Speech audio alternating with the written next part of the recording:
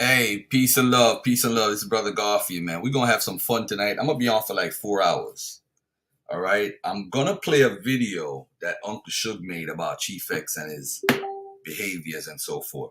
But I want everybody to know that, listen, we're gonna have a conversation with a brother who knows a sister that committed suicide after being harassed, after being raped by someone from the RBG community, harassed by Chief X, and she committed suicide after being harassed. The reason why I'm late, I was trying to get the sister with the shoes on, and so that she could testify what really went on with the shoes with this guy. And JT, the accountant, the reason why Chief X made that video was because of JT, the accountant. He was going on his show, so he was trying to go there with a fresh start. Now, ladies and gentlemen, we're going to watch this video. And this video is going to have you laughing. It's funny. But I want you to think about this for a second. This is a guy that goes around and calls everybody a scammer. Everybody a scammer. He calls the pills. He calls Enki. He calls Ali Muhammad. He calls Garfield. He calls everybody a scammer. Now, I want you guys to pay attention to this video. And I want you guys to realize something. Everything Chief X has ever said about me is a lie. And we're gonna prove it tonight. All right. Let me just post this video on Facebook.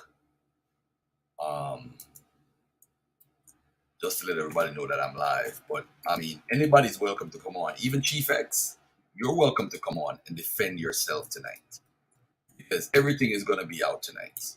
I've had enough of you. You talk nonsense. You said my book was a #1 seller because I tricked the system and this and that. And I'm like, wow, I don't think I've ever read somebody having a #1 book on Amazon in the conscious community ever. A matter of fact, there's hardly any black authors we know who have a #1 book on Amazon. Something that was unheard of. But Garfield did have it. And I'm proud of it. I don't even count my Amazon sales yet. I normally count the sales from my website. But if I count the sales from my website on Amazon, I got a lot of sales. But I want to say this to everybody that's watching. Those who love Chief X, ask yourself this whole question. What has Garfield done to Chief X for him to be obsessed with another man? Just ask yourself that question. Why would Chief X be upset with Garfield? You know why? We're going to get into all of that tonight. All of that. We're going to get into recordings. We're going to get into testimonies. We're going to get into a lot of different topics tonight. But to start the show off, I am going to share this video and do what we're going to do. And if he makes a video about me, I'm going to make a video about him, and we're going to go in. I'm not holding back anymore. Enough is enough. I stood by for 2 years. This guy has made videos about me and talk shit. And I'm like, you know what? I like this video that this guy made. What's his name? And I want y'all to watch this video and have some fun. Because we're going to be going in for a while. Have a little fun, family. Because that's the man that took the needle out of his goddamn arm. That's why he saw I never show y'all his arms. Remember, y'all, we asked him to do an arm challenge. He's showing all this other shit. Tell him to show y'all his arms. Show his veins. Show that, Saul. Peace and happiness to all the living organisms. Chief X, y'all. We got a hell of a confession from Chief X. I mean, this is going to go in so many directions because he confessed to so many crimes and habits that he got. And I told y'all, these people always project. They always project. You always would know, if you listen to them, they'll tell on themselves, and you will see why they say certain things about you and others. That they'll just make up something out the blue. That's what they do. They project. And I could not believe when I saw this video. The confessions that he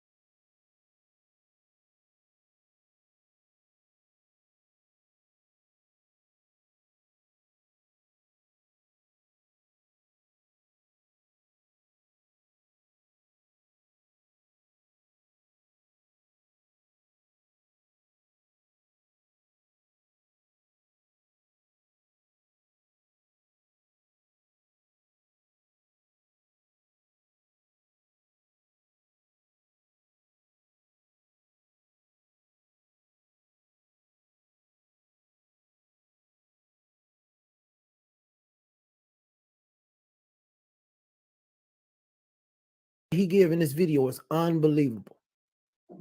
Chief started smoking crack at 19 years old, probably before that, probably like 18.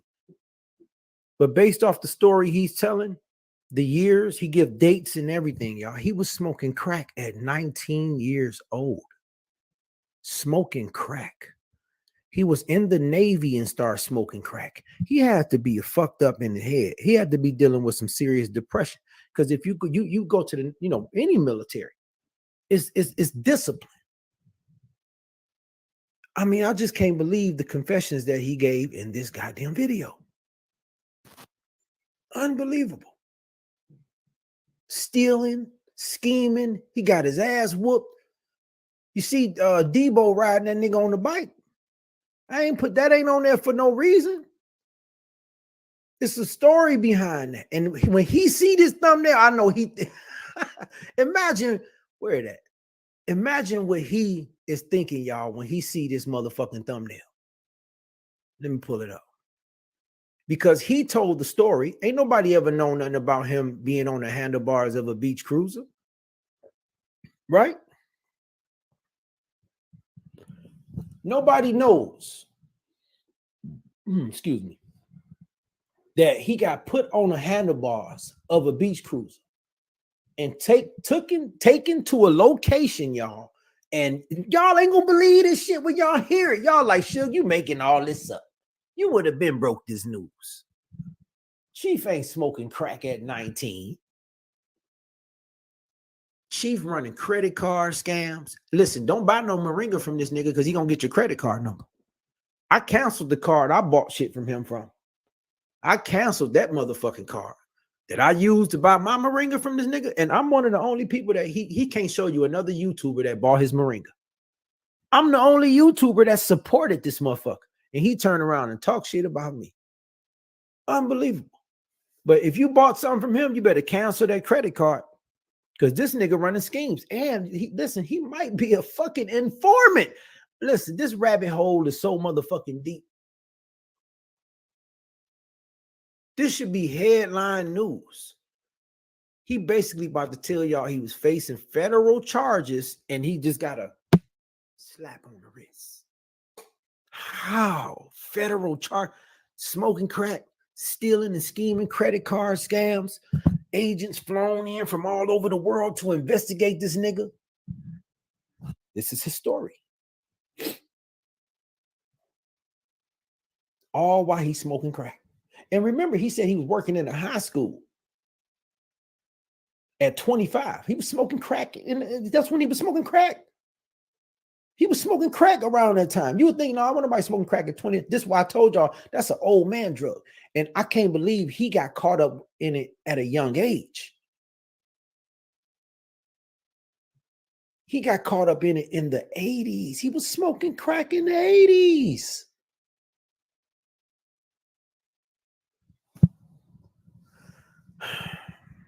And he said, you just put the pipe down, nigga. He said that I never used drugs.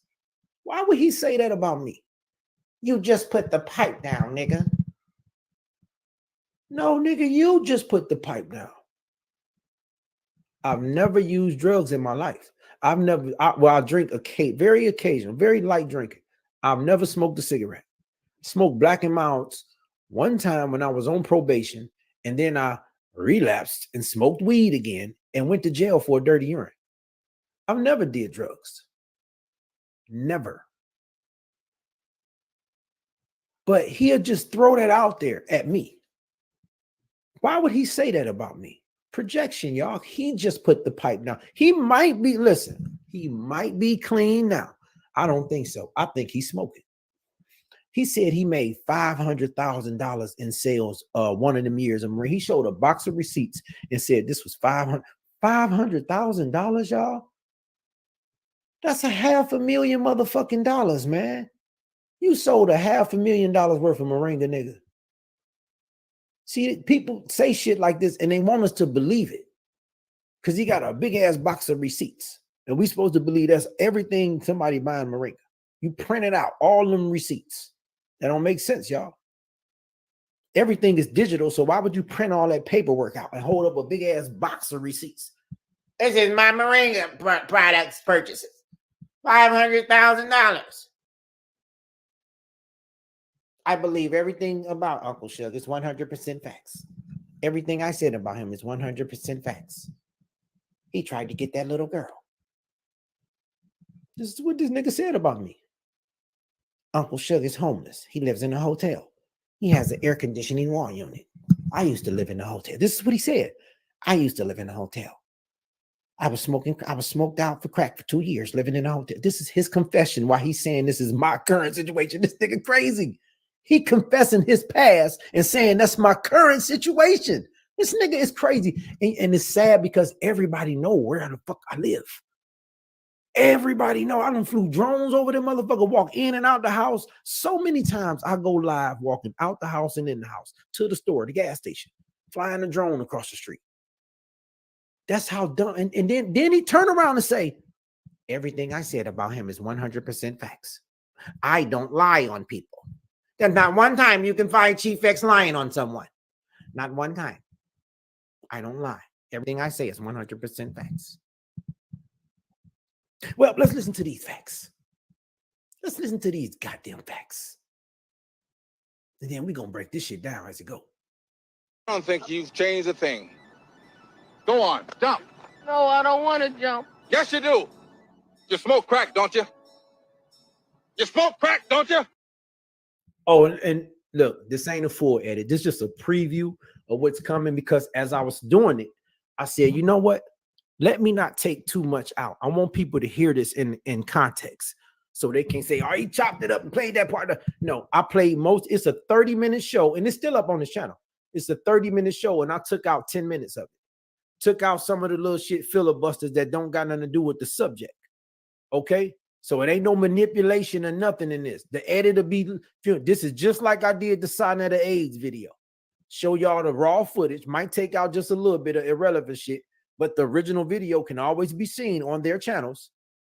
Okay? So y'all getting this. This is just a pre-edit. So don't be expecting too much more. All right. I don't think you've changed a thing. Go on, jump. No, I See, Chief X, I don't think you changed a thing. I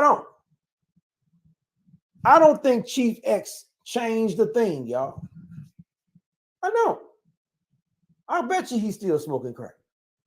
I don't think you've changed a thing. Go on, jump. No, I don't want to jump. Yes, you do. You smoke crack, don't you? You smoke crack, don't you? Look at me, boy. Don't you smoke crack? Yes, sir. You know what that does to you? Huh? No, sir. I'm gonna wait for a few people to check in because we're live. And I'm gonna be doing some storytelling because I just want to talk. And this is the first time I'm doing this. I don't even know if I'm doing it right. Okay, I got a viewer. But anyway.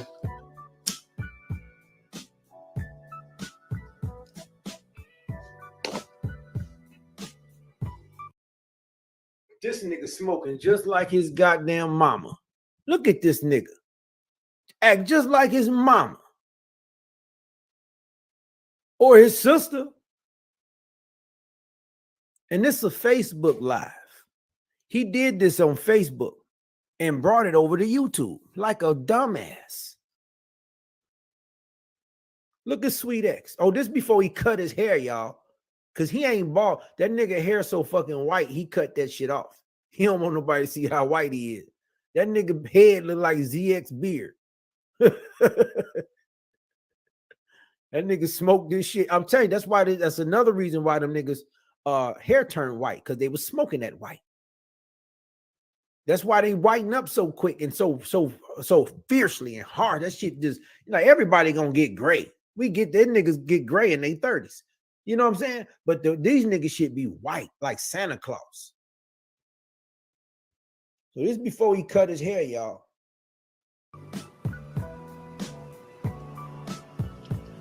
I just want to do some Facebook Live talking and storytelling. So y'all bear with me. Oh my God. So I want to talk about my flashpoint into consciousness and when I started, right? So my flashpoint into consciousness started in 1993 with the Nation of Islam. But let me back up, right? So I graduated high school 1987, right? Graduated high school in 87. Pay attention, y'all. He giving dates and everything, man. This is I could not believe what the fuck I heard. Went straight into the Navy at 17. 17. Was hanging around. At 17, he went straight to the Navy when he graduated high school. 1987. Now let's watch what happened in 1989. Like, what the fuck? Was hanging around grown men at 17 in the Navy. I'm gonna try to. Went overseas to China, Korea, Hong Kong, Japan, Philippines, Thailand, Tokyo. Came back sweeter than the goddamn cake your mama used to bake, nigga. That nigga went everywhere and got turned out. In all them places. Came back and, looking for a goddamn fix. This explains it all. I had a ball. But while in there, I was stationed in Long Beach, which was close to home. Uh-oh, y'all. Because I'm from Los Angeles. And I used to be on the Navy ship in the shipyard, right? And at this time, I began experimenting with drugs, okay? Crack cocaine at that. And we used to lace it in our marijuana joints. God damn. I ain't got to put the words in this nigga mouth. He started experimenting with crack. Crack.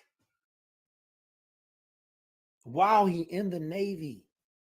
Wow, in the Navy, y'all.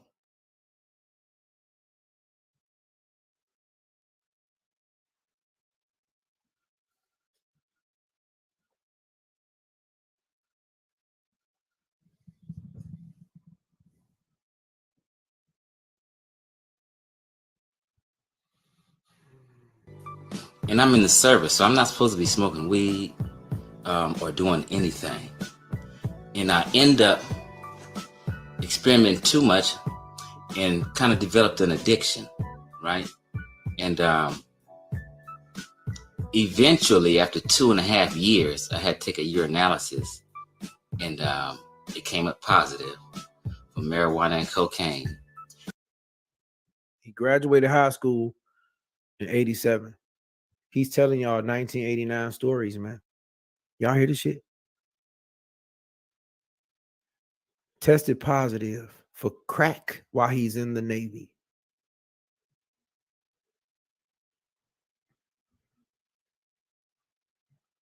And this is even worse. In 1989. 89. And they gave me a choice. You want to do 45 days restriction to the ship where you can't go nowhere, or you can get out. So at that time, I'm a youngster, a little hard-headed. I said, I want out. He said he wanted crack. That's what the fuck he said. He didn't want out. He wanted crack.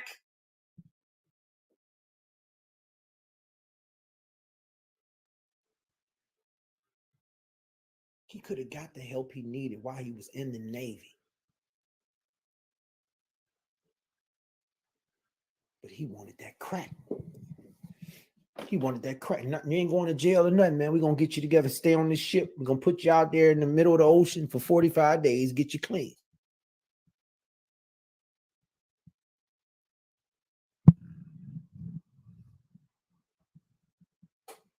You just put the pipe down, nigga. I can't wait to make this edit. I'm about to destroy this nigga in this edit. And they put me out. End up getting a job doing collections, working for J.C. Penney's, right? Uh-oh. Collections. Oh, he collecting shit for J. A goddamn crackhead. A crackhead in collections. A goddamn crackhead. Now remember, he told the story of working in a high school and he was tempted by teenagers to have sex with him or whatever. He didn't want to work in high schools no more. He said, don't put me over there with the boys in the elementary schools with the boys. He didn't, because he was being tempted by them girls coming in there calling him Xavier. Hey, Xavier. They are walking and switching. Why they calling you Xavier? Why they ain't calling you Mr. Shelton? Xavier? How they know your name, nigga? You a sub? See how the shit don't add up? A crackhead working in the school around teenagers that he tempted by. He said he was tempted by them girls. He said it. A crackhead. Admitted crackhead. He's smoking the shit out of it. Man, y'all think he ain't lacing them blunts now? This nigga is a crackhead. This nigga is a dope fiend for real. And was still halfway using on and off. Oh, really? I met a girlfriend. Ain't no motherfucking crackhead on and off crack. He's lying. He would have stayed in the service. See how a nigga lied? See, he trying to clean it up, then he had to look away. Now, dressing the story up. Come on, nigga. Ain't no glorious crackhead stories, nigga, until you clean up. That's when the glory come. Ain't no on and off of crack, nigga. Stop playing.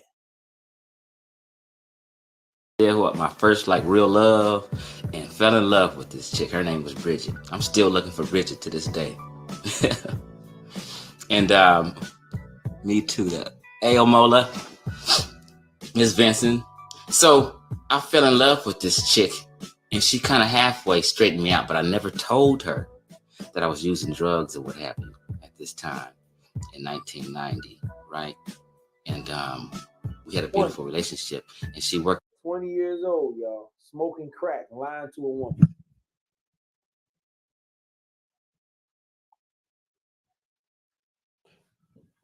This nigga is even going to admit to stealing from his own sister to smoke crack, y'all. I'm not making this up. He's going to say it. He's going to tell y'all. I just couldn't hold it. I wanted to tell y'all before I let him tell y'all. He was stealing from his sister, y'all, to smoke crack, family. That's not Black Power, family. That's some Sarnetta shit, family. This is crazy to me. At the J.C. Penney's where I worked at.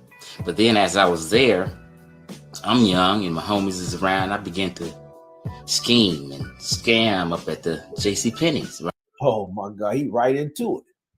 See, this one keeping it real goes wrong. He don't tell these stories on YouTube no more because he know niggas tearing his ass up now. Now they want to act like they just so clean and righteous. And niggas like me is what they used to, or what they are. Ain't no used to be. These niggas is dope fiends for real. Right? So what happens, I used to do customer service. Uh-oh. So if somebody had a question about their J.C. Penney's charge card, they'd call and I'd answer their questions. I used to do collections and customer service for J.C. Penney's. So when people call in, they say, hey, I need an extra J.C. Penney's card, or my husband or my wife need one. And I hit the button, bam, and they'd get a card mailed out to them. So at this time, I got smart. And it was really dumb, but I had got smart. And what I did was I would go to work. I would change somebody who had a high credit limit on their J.C. Penney's card.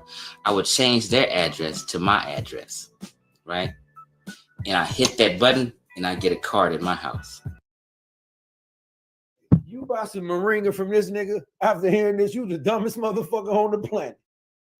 This motherfucker gonna run your car like a motherfucker. Do this motherfucker got good credit? Just you buy some Moringa from this nigga if you want to. We probably need to report this nigga, man. Is it a statue? Because I don't believe the story he about to tell or how he got off from this shit. He probably making this story up. Something ain't right with this story, y'all.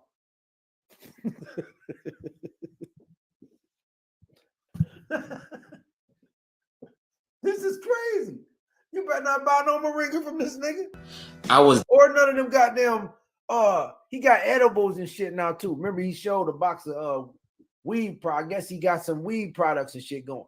I'm gonna send all them people this video, man. And them little business meetings and shit. These folks need to know about this, man.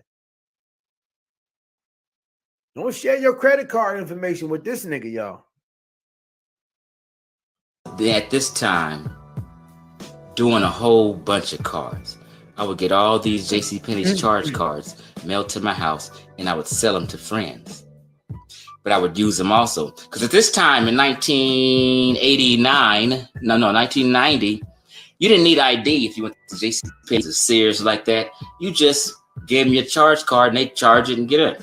So I had everything. My whole apartment was plush with JCPenney's. My curtains matched my rug, my bedspread. I had the baddest TV. I had jewelry. I had clothes and everything. I would get my friend's card.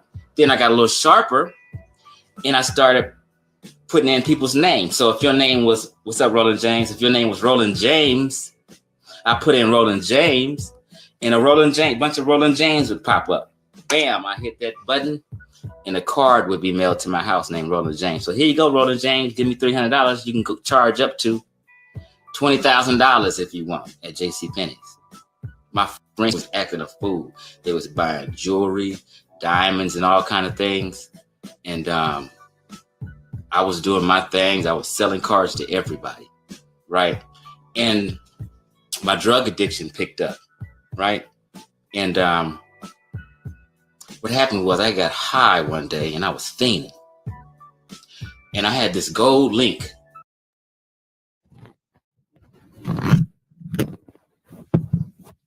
This nigga is a dope fiend for real.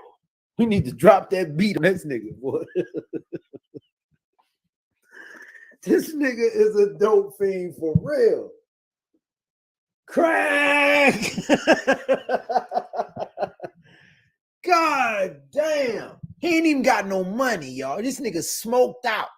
He's selling all these JCPenney cards, can charge anything he want, and he broke. He smoked out, fiending. Crackhead ass nigga. I had from JCPenney's and a watch to match. Yeah, the link and a watch to match that you stole from JCPenney. What happened to it, nigga?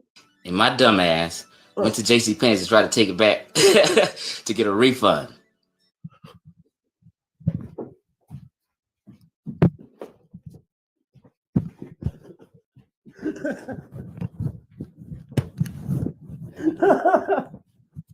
No.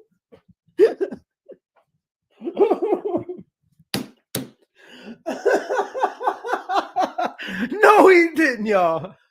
Hold the fuck up. Chief X, you did what, nigga? You did what? Selling cards to everybody, right? And my drug addiction picked up, right? And what happened was I got high one day and I was fiending. And I had this gold. How you fiending after you got high? You know this nigga was a dope fiend for real. Old link I had from JCPenney's. Oh God. And a watch to match. And my dumb ass went to JCPenney's to try to take it back to get a refund. They said, okay, Mr. Shelton, just come back in 30 minutes. We'll get an approval. And like a dumbass fool, I come back in 30 minutes. And I'm looking around me, and there's a bunch of thugs and funny looking people around me. And come to find out, there was JCPenney's private security, right? I was thinking about running. I said, I can't run. They're going to tackle me and get me. They took me to the back of the JCPenney's room, pulled out my wallet, went through everything, and found out that I worked for JCPenney's at the corporate office. Their eyes got big. They went to my wallet and found all these numbers that had been charged off accounts, and I was a goner. So they said I ended up going to the county jail, right? And now you got to take a puff or something. For some reason, you got the puff in the middle of this. This is where it gets weird, y'all. He goes to the county jail, right? County is not federal. You won't go to the county. Well, you will get held there initially. Yeah, you will. You can go straight to the county and then the feds will pick some shit up. Let me slow down. But this is where it get weird. Well, it's all this shit been weird. they said, this is a federal offense. Okay. Right? Okay. And it was a total of about, I don't know, about $80,000. Oh my God. That was charged off on all these different cards. $80,000. That is feds all day. Oh, Chief, what happened, nigga? Tell everybody what happened, Chief. So I admitted to using one card that I got from somebody. And I said, these are just accounts that I'm just trying to keep track of. They knew I was lying, but they couldn't prove it because when I get the card at home, I go back to work and change the address back. Damn. And you left that out, but this explains his mentality. We know he lying, but we can't prove it. To the original address. What's up, Ricky Ross? And but they knew I was guilty of something. So I ended up going to jail and going to court. And JCPenney's corporate office flew in managers from Washington and different states, these high-class men. They was in court with me. You hear this? In court with him. All these white professional men, they was trying to bust me and give me some federal time. Now he's saying they was trying to bust him and give him some federal time. Y'all see how it gets strange? County jail, they was all in court with him. Now court and none of that sound right off top, man. Federal courts don't work like the state courts, man. This is some weird shit. He skipped over bond and everything. He ain't say what his charges was. This is weird, man. This nigga could be a goddamn snitch, an informant, a dope fiend for real. But don't forget, this ain't over. Look, we still got this coming up. The story of him getting put on a beach cruiser. The story ain't even begun yet. He's stealing from his. This nigga was a dope. I'm sorry. This nigga is a dope fiend for real. It was like $80,000 worth of stuff that was charged off, right? And I ended up getting off because something about I made the government my crime partner, what have you, and did something through the mail. And I end up just getting charged for the one card, which was maybe about $1,500. Y'all hear this shit? Goddamn, y'all.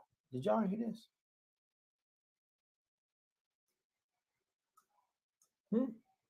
I made the Hold up. class men. They was in court with me. All these white professional men, they was trying to bust me and give me some federal time.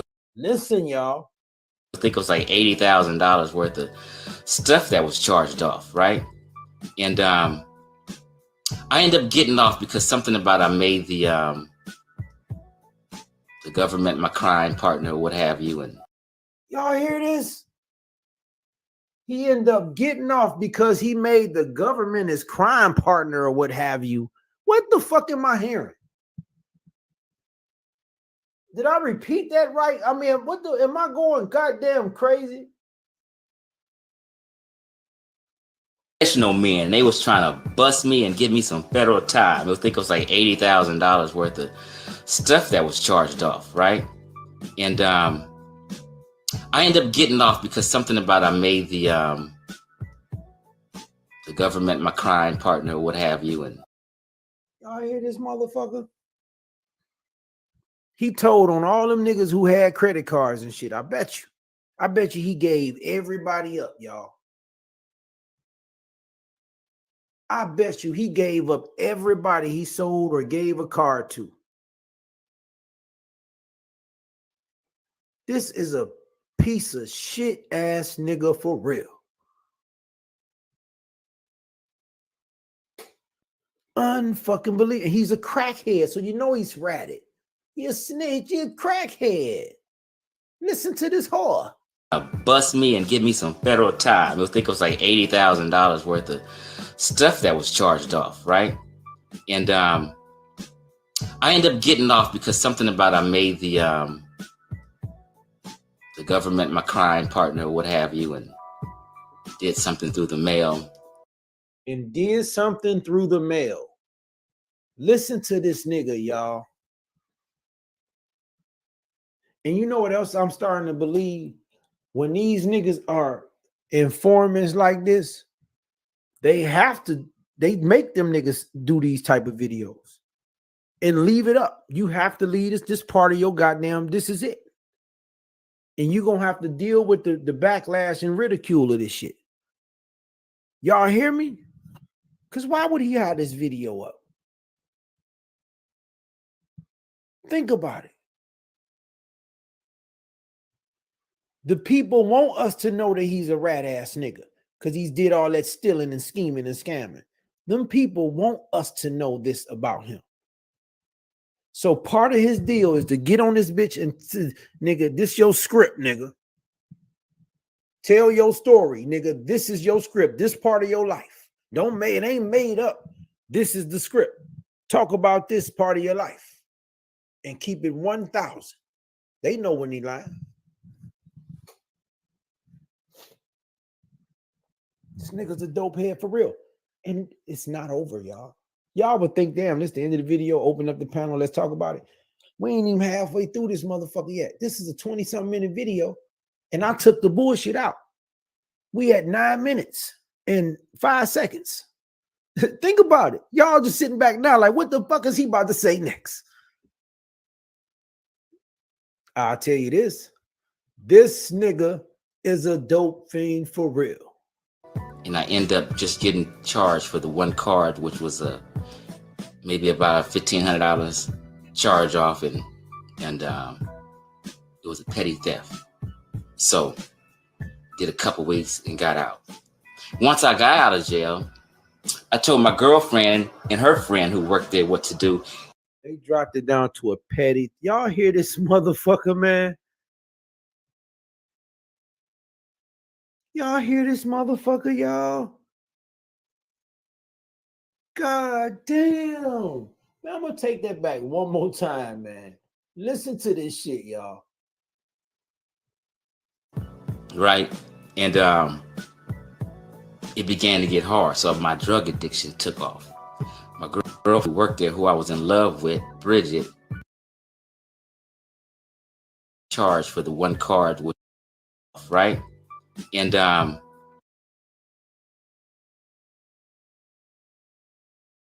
professional men, they was trying to bust me and give me some federal time. I think it was like $80,000 worth of stuff that was charged off, right? And I ended up getting off because something about I made the government my crime partner, what have you, and did something through the mail. And I end up just getting charged for the one card, which was maybe about $1,500 charge off, and it was a petty theft. So did a couple weeks and got out. Once I got out of jail, I told my girlfriend and her friend who worked there what to do, and I was fired, and they start sending me cards. Right? No, matter of fact, let me back up. I got fired because I was in jail and the JCPenney thing. They just totally let me go. Right? And it began to get hard. So my drug addiction took off. My girl who worked there, who I was in love with, Bridget, ended up breaking up with me.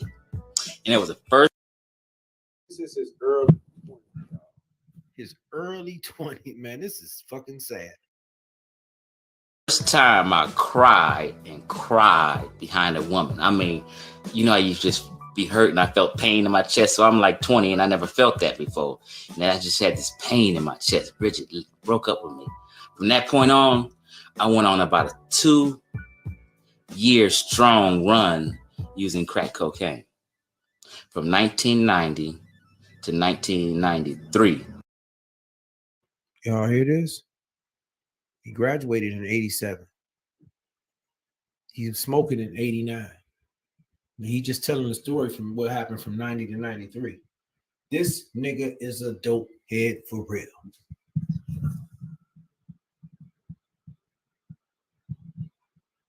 And the story don't stop. You would think like, damn, is this enough? Nope. This is part of the plea deal.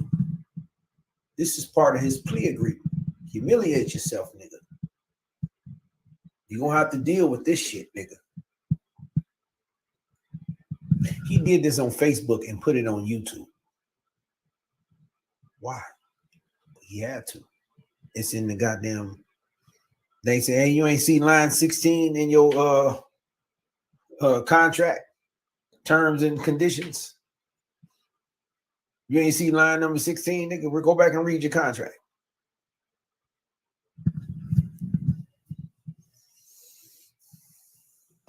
So that was my flashpoint into consciousness. And it's been a... Now, he told some stories about Malcolm X and some about some dude he met in a drug rehab program. He was telling some stories and some old bullshit that I took out of there. Because he was talking about how he became conscious or whatever. He talked about how he was a Christian and he used to debate this Muslim guy. He used to always beat him up and, you know, a bunch of bullshit that wasn't irrelevant. But he gets back to the crack. To the crack. Good, long, enlightening journey, right? So I always tell people that the best education I've had in life, I tell people I'm a student of life, but the best education I had was being a dope fiend and being in recovery. This is not edited. I did not chop up a part and put him saying being a dope fiend after. That's some shit I would do in the edit. You know, the best education I had was being a dope fiend. That sounds like a Suge edit like a motherfucker, y'all. But listen, this is raw. This is raw. This is the best education he had. Not the Navy, not high school, not what his parents told him, being a goddamn dope fiend. And then he about to tell you why. I mean, I understand that after this lesson he learned from getting put on this beach cruiser.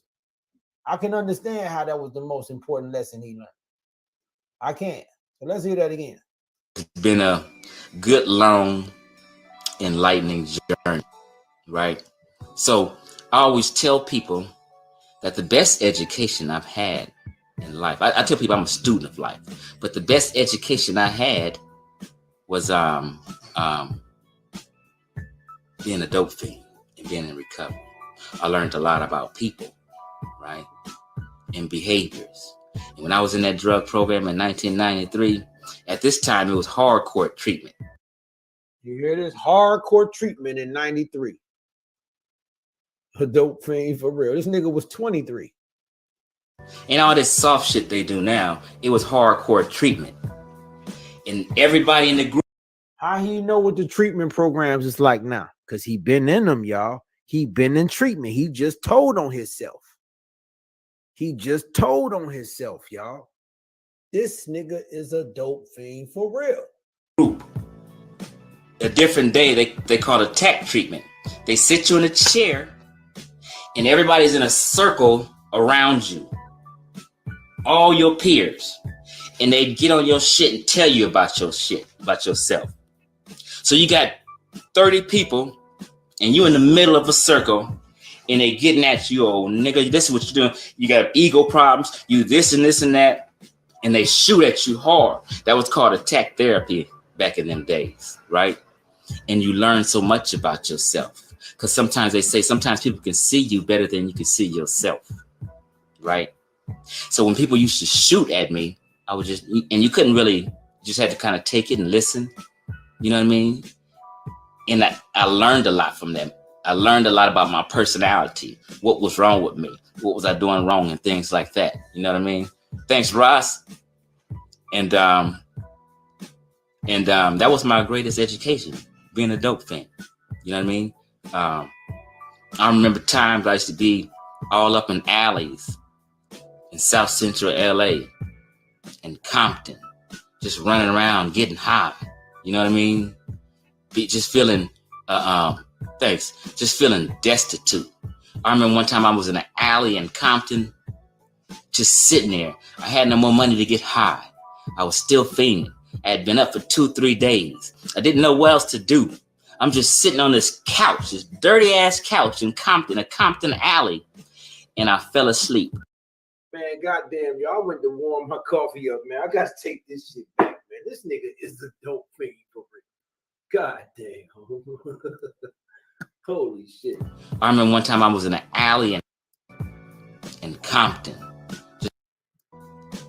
And that was my greatest education, being a dope fan. You know what I mean?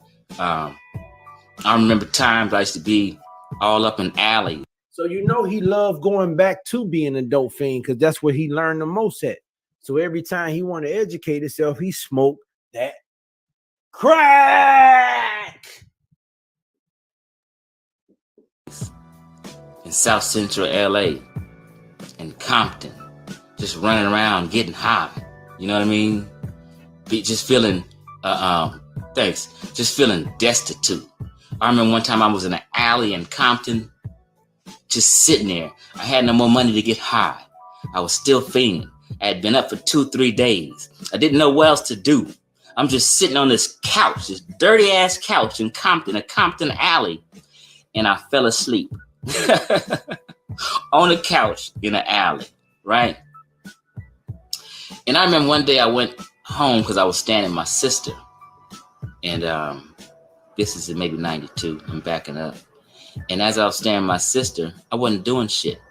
She'd give me $5 to go to the store and get some bread. I'm taking that $5 to get a piece of rock. I told y'all. Y'all thought I was lying. Y'all thought I was lying. This, oh my God. Wait till I edit this motherfucker. Oh my God.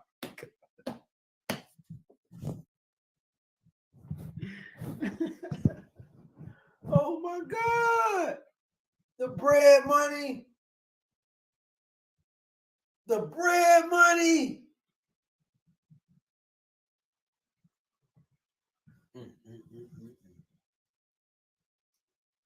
I was standing with my sister. And this is maybe 92. I'm backing up. And as I was standing with my sister, I wasn't doing shit. She'd give me $5 to go to the store and get some bread.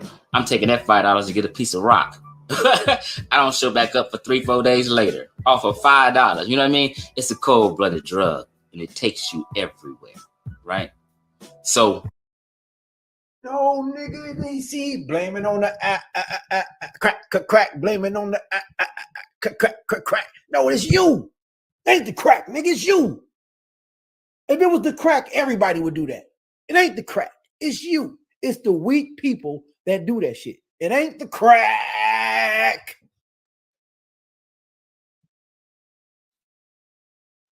This nigga is a dope fiend for real.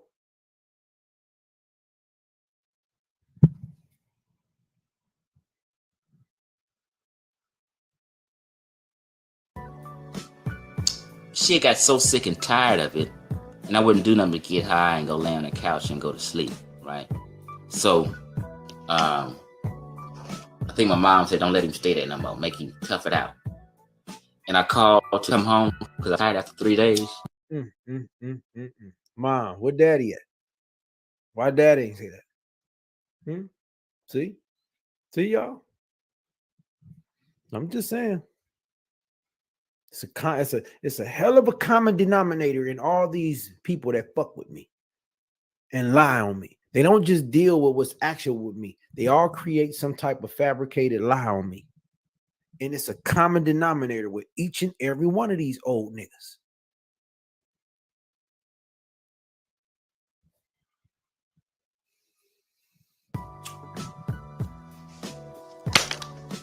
And she said, you can't come here no more. I'm like, what do you mean? I said, I'm hungry, Andrew. I'm hungry. I want to eat something. She sat me. Angie, or her name Angie. Hey, where my researchers at? Go on and get on that Angie show. Okay, because he might jump out of pocket again. You might have to saw Satan this nigga. A cup of water and a peanut butter jelly on the porch. And she said, go sleep in my abandoned car. You know what I mean? And this is just my journey and my flashpoint. You know, from 1993 up until 2016, this is my journey. God damn, a dope thing. 2016 wasn't around that time period they had the issue with the sneakers, him alleged to have stealing sneakers. Wasn't it around 2016, 2017? Ladies and gentlemen, remember 1989 to 2016. This dude was on Sarnetta with me on 2015, 2016 advertising Moringa. So he was on crack at the time when he was on the show with me. Oh, man. For real.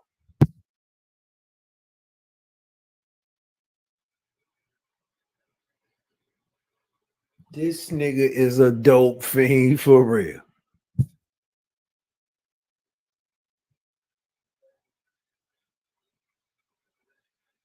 Right? And I'm just a truth seeker now. You know what I mean? I stopped seeking faith. I started seeking the truth. And that's just my story. Appreciate y'all too. What's up, DeAnthony? And y'all got some questions or something? Cool.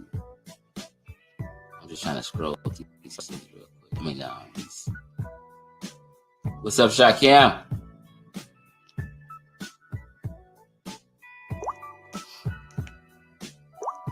Yeah, so I just wanted to do some storytelling and talk, and maybe somebody can get something from this. Talk a little more. And tell us just another shoot story. the shit with y'all.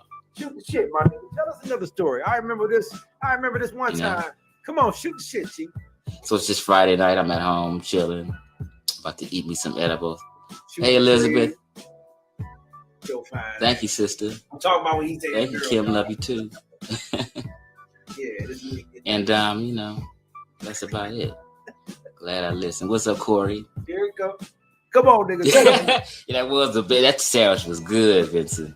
That peanut butter and jelly sandwich was delicious. And I was hungry as hell. I hadn't eaten in a few days. God damn. A dope thing for real. Oh, let me tell another story. Yep. Real quick. When I was a dope fiend, I was a pretty good hustler, right? That mean thief. Can't slick you. The old Harlem hustle. You get it, y'all? Whenever niggas say hustlers, that mean they can run game on you. They could tell you this. They could buy something for $1 and sell it to you for $12. You feel me? That's hustling to them.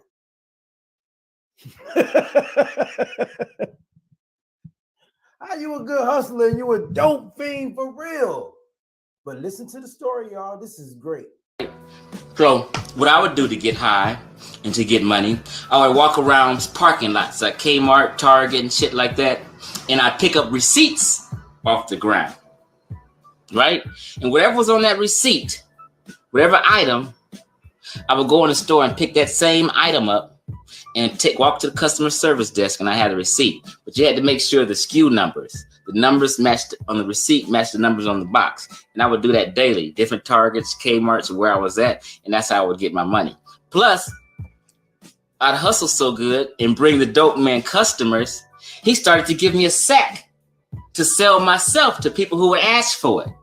And why did he do that? I'm a dope fiend at this time in 1991, 92, right? He gave me a sack. He gave me a sack. And I took off somewhere and smoked that whole damn thing up, right? Next day I came back around with this little old sad story, right?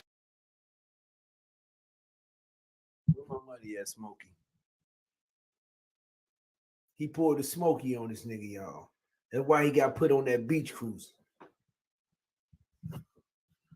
Now we getting to why he got put on the handlebars of this beach cruiser. Okay? Because I know people looking at that like, what the hell is thumbnail is that? That's Debo? Got Chief X on the handlebars? I thought Debo had to get that bike back.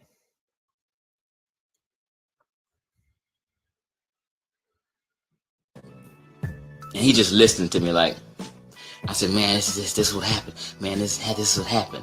And he gave me a sack because I was a good hustler and I used to bring him a lot of customers, right? Hey, Vincent. And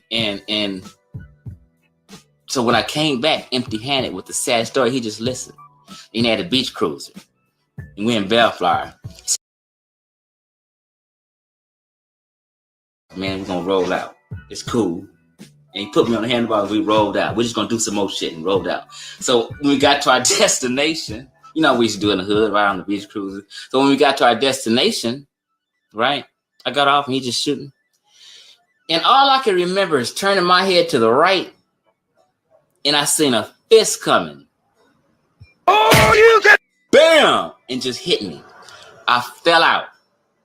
I had been up a few days, was weak, maybe 110 pounds, soaking wet, and I fell like a tree in the middle of the street on the concrete, hitting my head. I got a scar and a bald spot on the back of my head today.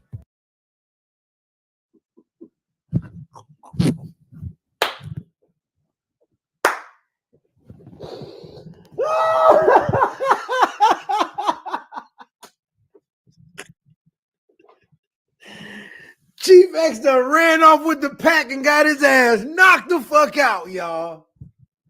God damn. They put that nigga on the beach cruiser and said, come on, go with me, man. Come on, man. Let's take a ride real quick. Come on, man. Let's go to get some more dope, nigga.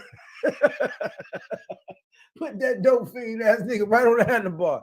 110-pound ass Chief X. Get your dope fiend ass on this bike, man. Let me go.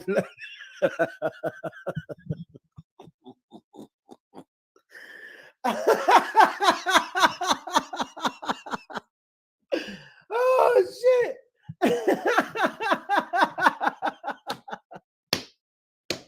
He wonder why Unc took a case of moringa from this nigga. Unc, fuck that nigga, man. Don't get that nigga shit. Keep that moringa, Unc. All the dirt this nigga done did out here. He got the nerve to try to blast Unc for playing him on the box of moringa. Fuck that nigga, Unc. God damn, Chief. We got to hear that part again, brother. We got to hear that again, brother. Man, this what happened. And he gave me a sack because I was a good hustler. But you had to make sure the SKU numbers to where I was at, and that's how I would get my money. Plus, I'd hustle so good and bring the dope man customers, he started to give me a sack to sell myself to people who would ask for it. And why did he do that? I'm a dope fiend at this time in 1991, 92, right? He gave me a sack. He gave me a sack. And I took off somewhere and smoked that whole damn thing up, right? Next day I came back around with this little old sad story, right? And he just listened to me like, I said, man, this what happened. Man, this what happened. And he gave me a sack because I was a good hustler and I used to bring him a lot of customers, right? Hey, Vincent. And so when I came back empty-handed with the sad story, he just listened. He had a beach cruiser. And we in Bellflower. He said, get on the handlebars, man. We're going to roll out. It's cool.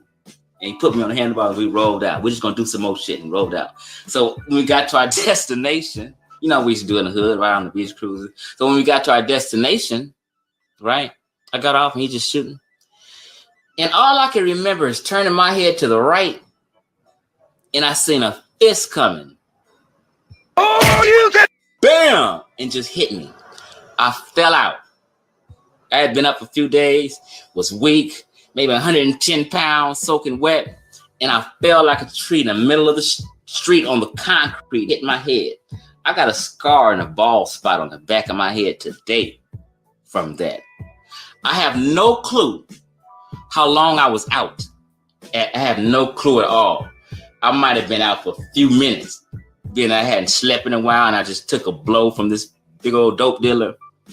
And all I do remember is staggering, waking up and staggering.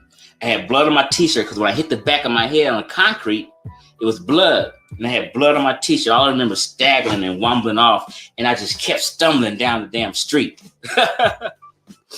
And I walked 2 miles to my mama house. And when I got to my mama house, she buttered me all up and fixed bandaged my head and babied me and said, "You lay down and go to sleep. Don't go back out there no more." So, you know, man, it was some crazy times. And I tell people, it ain't too much I haven't done, heard, or seen. You know what I mean? So, you know, it's just crazy. It's times where I remember getting kidnapped. I used to have this it had this El Camino, right? Y'all hear this nigga? Now he about to tell y'all when he got kidnapped. God damn, knocked out, kidnapped, stealing from his sister, buttered up by mama. This nigga is a dope thing for real. And El Caminos was the shit at this time. My brother had gave it to me. And I ended up losing that El Camino.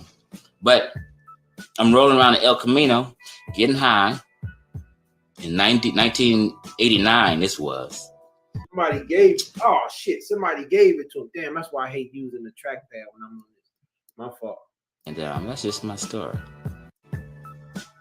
So every item, I would go in the store and pick that same item in 1991, 92. On the handlebars, we rolled out. We're just going to do some more shit and rolled out. So when we got to our destination, you know, we used to do in the hood, right on the beach cruising. So when we got to our destination, right, I got off and he just shooting. And all I can remember is turning my head to the right, and I seen a fist coming.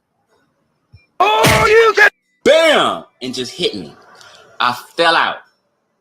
I had been up a few days, was weak, maybe 110 pounds, soaking wet, and I fell like a tree in the middle of the street on the concrete, hit my head. I got a scar and a bald spot on the back of my head today from that. I have no clue how long I was out. I have no clue at all. I might have been out for a few minutes. Then I hadn't slept in a while, and I just took a blow from this big old dope dealer.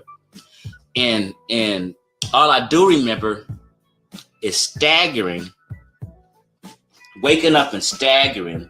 I had blood on my t-shirt because when I hit the back of my head on the concrete, it was blood. And I had blood on my t-shirt. All I remember is staggering and wobbling off. And I just kept stumbling down the damn street.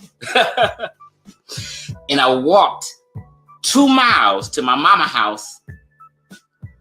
And when I got to my mama house, she buttered me all up and fixed bandaged my head and babied me and said, "You lay down and go to sleep. Don't go back out there no more."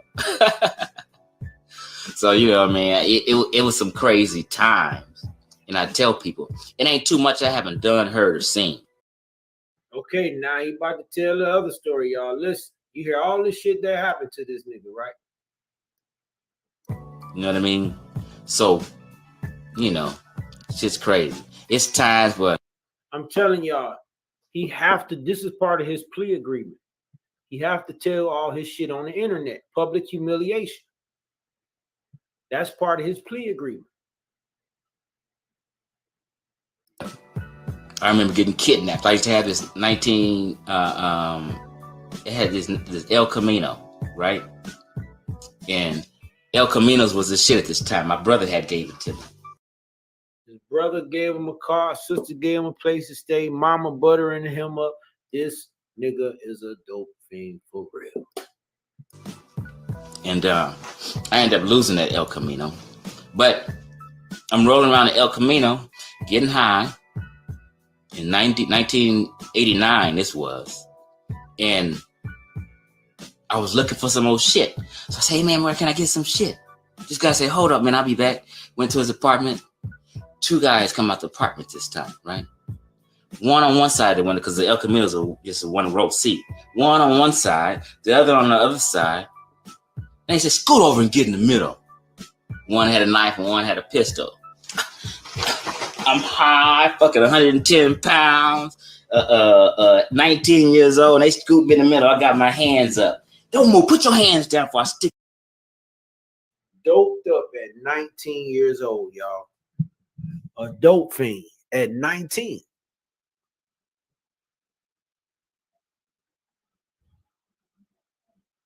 A goddamn dope fiend for real. At 19 years old. Fresh out the Navy. Had to get a car from his brother. Fresh out the Navy. He went to the Navy fresh out of high school. Traveled the world, came home, and turned into a dope fiend for real.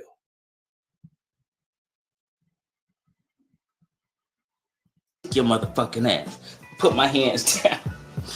And these was dope fiends too, but they were some old gangster dope fiends up out of Long Beach, right? This nigga got robbed by some gangster dope fiends.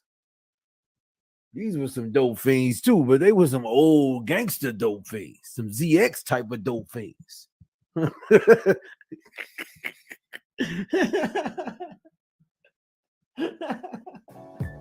They put me in the middle and took off in the car. Put your hands down. Shut up. I'm just a kid on paranoid, right? And they pull up to some Mexicans, pull my sounds out the car, pull the stereo out the car, and ask me to help. You better help us. I'm helping taking my own shit out the car. And they sold my shit for dope and shit and got me back in the car. Let's go. Took off. And I had the nerve to say, as they driving the car, can I have a hit? So I took a hit. God damn, they let him hit the dope. God. He said he had the nerve.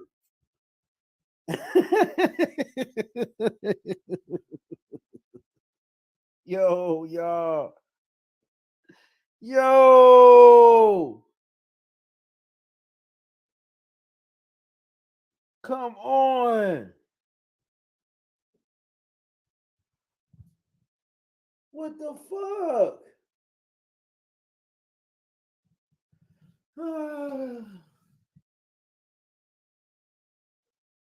He took a hit, y'all. Or the niggas that robbed him, they gave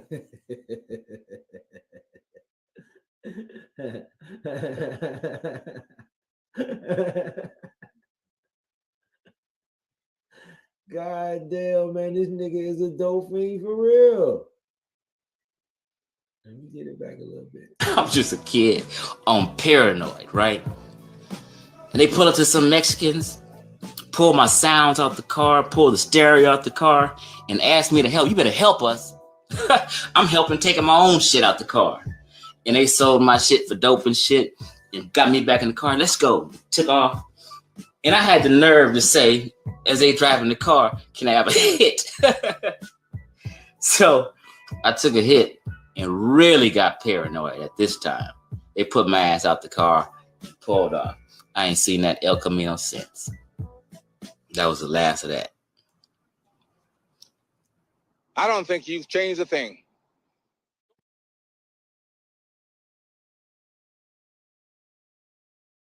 Oh gosh. Oh gosh, man.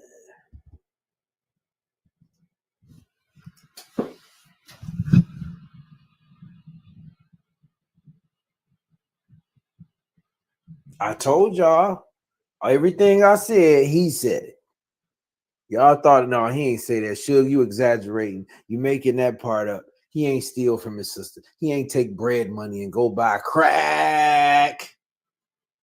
Fuck the kids that got to eat. Because I guarantee you it was children in the house. He taking money from his sister and his children, the children in that house, to go get high off some crack, man, in his early 20s.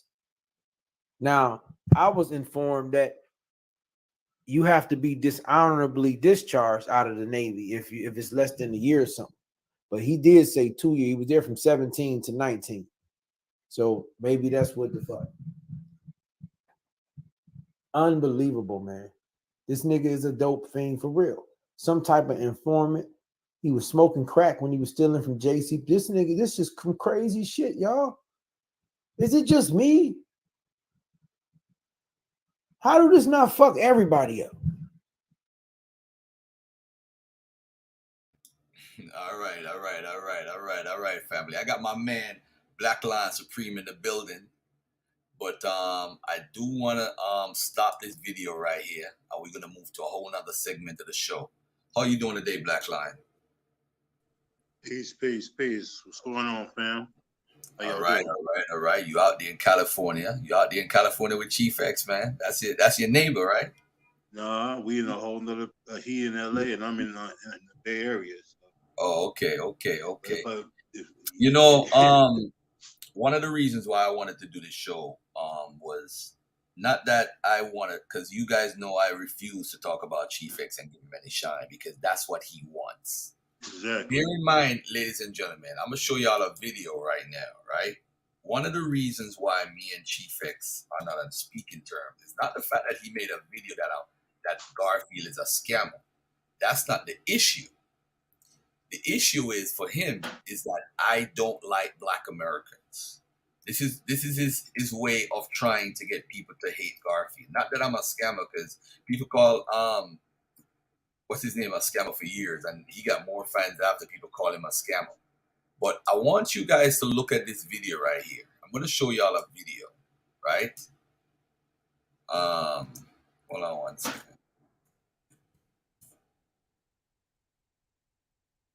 I'm gonna show a video, and I wish I had I could basically bring it up and show you him.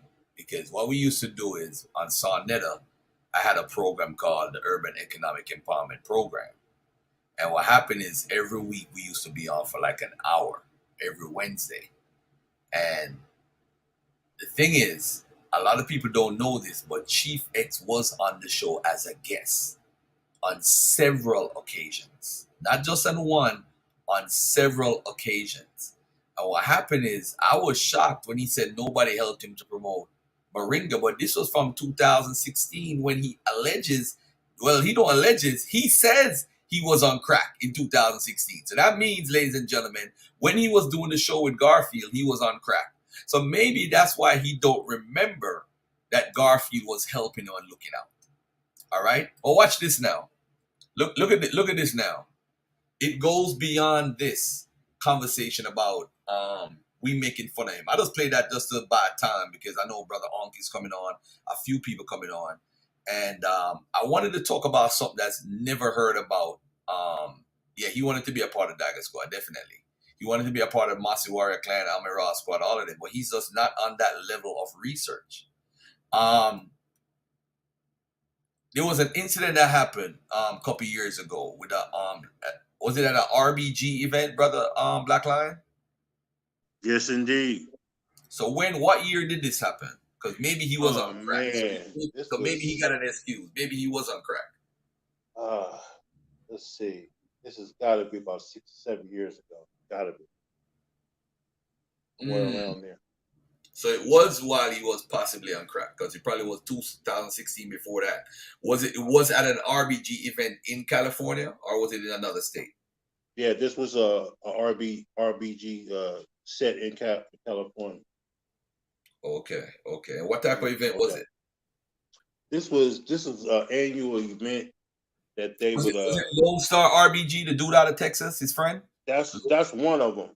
That's one of them. But they had their own set in California, in LA, and they would all meet up. They would all go get to this one spot, and they would meet up for this annual event. It happened every year. So what happened to this sister now? Because, ladies and gentlemen, the story I'm about to tell you, all fun and joke aside, is about a sister that committed suicide, and how Chief X is involved with this person actually committing suicide. And I want y'all to pay attention. Go ahead, my brother. All right. So this sister, I'm not going to mention her name publicly because she has a family, and I don't know if they want her name out here like this. So I'm going to mention her name. But it was a sister that we all knew. This was like I said, about 5, 6, 7 years ago, and she was raped by this one member from this dude's RBG camp. Now, she got in contact with me and told me what happened and told me what was going on, how people were really ridiculing her, putting her down, talking crazy to her because she came out and said that this guy had raped her. Now this lady, she had 3 children that I know of. She was a single mom, just trying to make it. A young girl too. She was in her 20s at the time. Very nice to be in my girl. And just a sweet person. And this dude that we call Chief X cussed this woman something awful over her coming out about her being raped. I mean, and the sister was not no sucker or nothing like that. She fought back. She fought back hard. And when I seen with my own eyes him cussing her, calling her all kind of bees, calling her all kind of hoes, that's what he did. And I seen that, I came to her defense.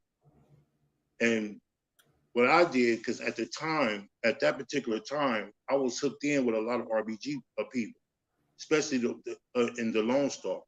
Matter of fact, the leader was a real good friend of mine at the time. And so I got in contact with him about what was going on. But yeah, and eventually from this, and I believe definitely it was from the ridicule that sister was suffering from him and his cronies that he would use to get on this child. She committed suicide, leaving her children motherless. And that's a fact. That's the kind of dude you guys promote. That's the kind of dude who you go to his channel and you big up him. This is the kind of dude that y'all praising. Whoever it is that supports him, gives him any kind of time of day. He's the kind of nigga that will sit up and curse and ridicule of a sister who got raped by this big dude. On top of that, a big dude. This girl was small. She was skinny. She's just a little thing. And this dude brutalized her. And so when she came to us to tell us about what happened to her, instead of him supporting and trying to do something about this dude, he left it up to us to try to do something about this. And I ain't gonna give you no more details than that about what happened, but this is what went down. And yes, he was definitely a part of it. He was definitely one of the ones who I feel had this girl off herself like that. That's a fact. Wow. Anybody that want to challenge what I'm saying, especially him, I dare him to say it's not the truth. I dare him to.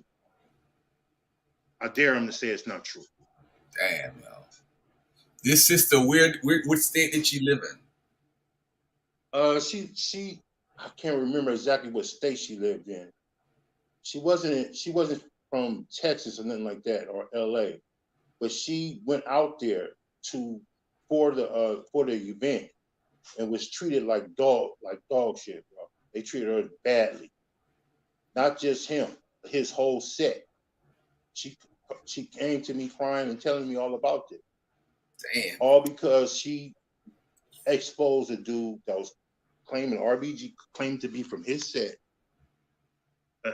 and being raped. That's all that happened.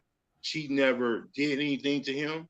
She never came out on him. She defended herself against him. She went back at him with the name calling, and she stood up for herself like a soldier. I give her that. Damn. She never did nothing to him personally. She never said nothing about this clown first. She never called him out of his name first. He went in on her because she told it, and that's a fact. If this fool try to say otherwise, I still know I can dig up the receipts on this. So please, it's weird, right? If you think it's a joke, nigga, come out and say otherwise. Damn.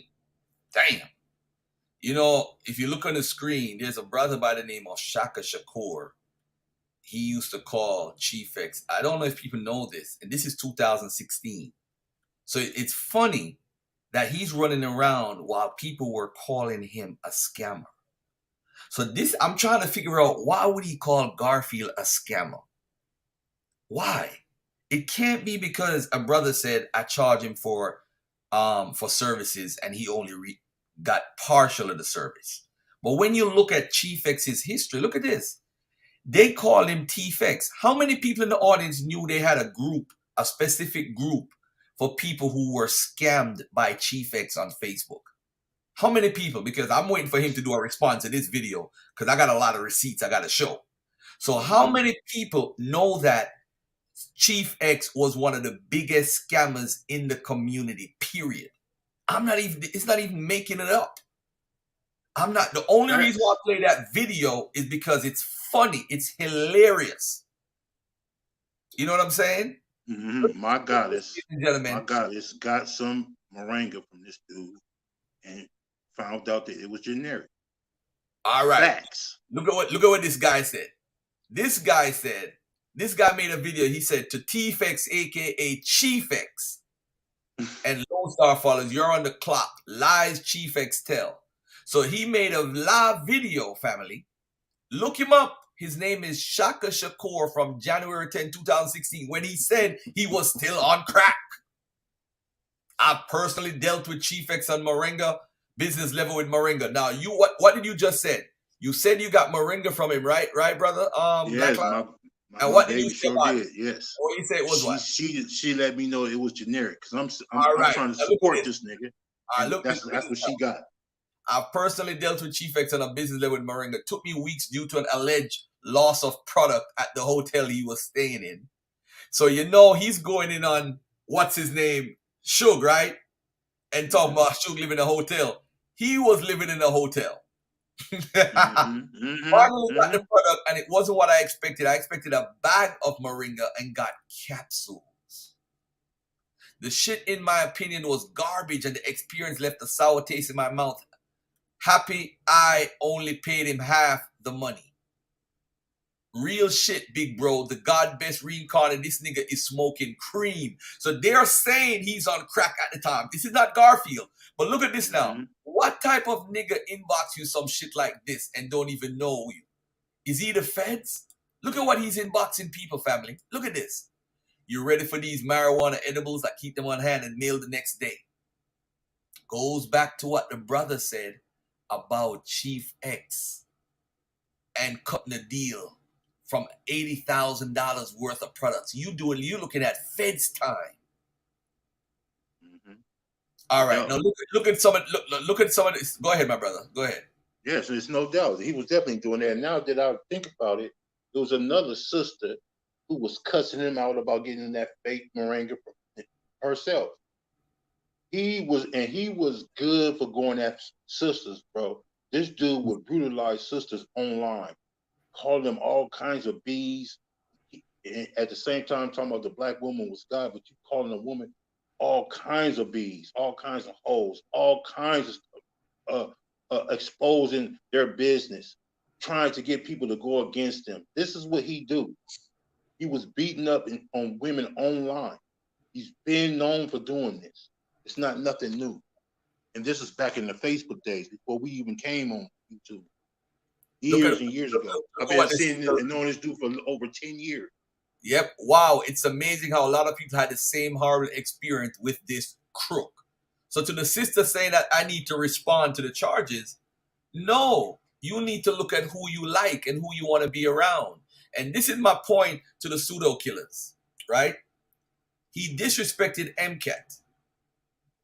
If I mispronounce her name, my apologies. He disrespected Mika, who is in everybody's chat, calling them the bitches and all that stuff. Y'all ain't checking him on that. Oh, me and Mika ain't cool. It's not about being cool. Y'all say y'all represent black people. Pseudo killers is taking out all the pseudos out.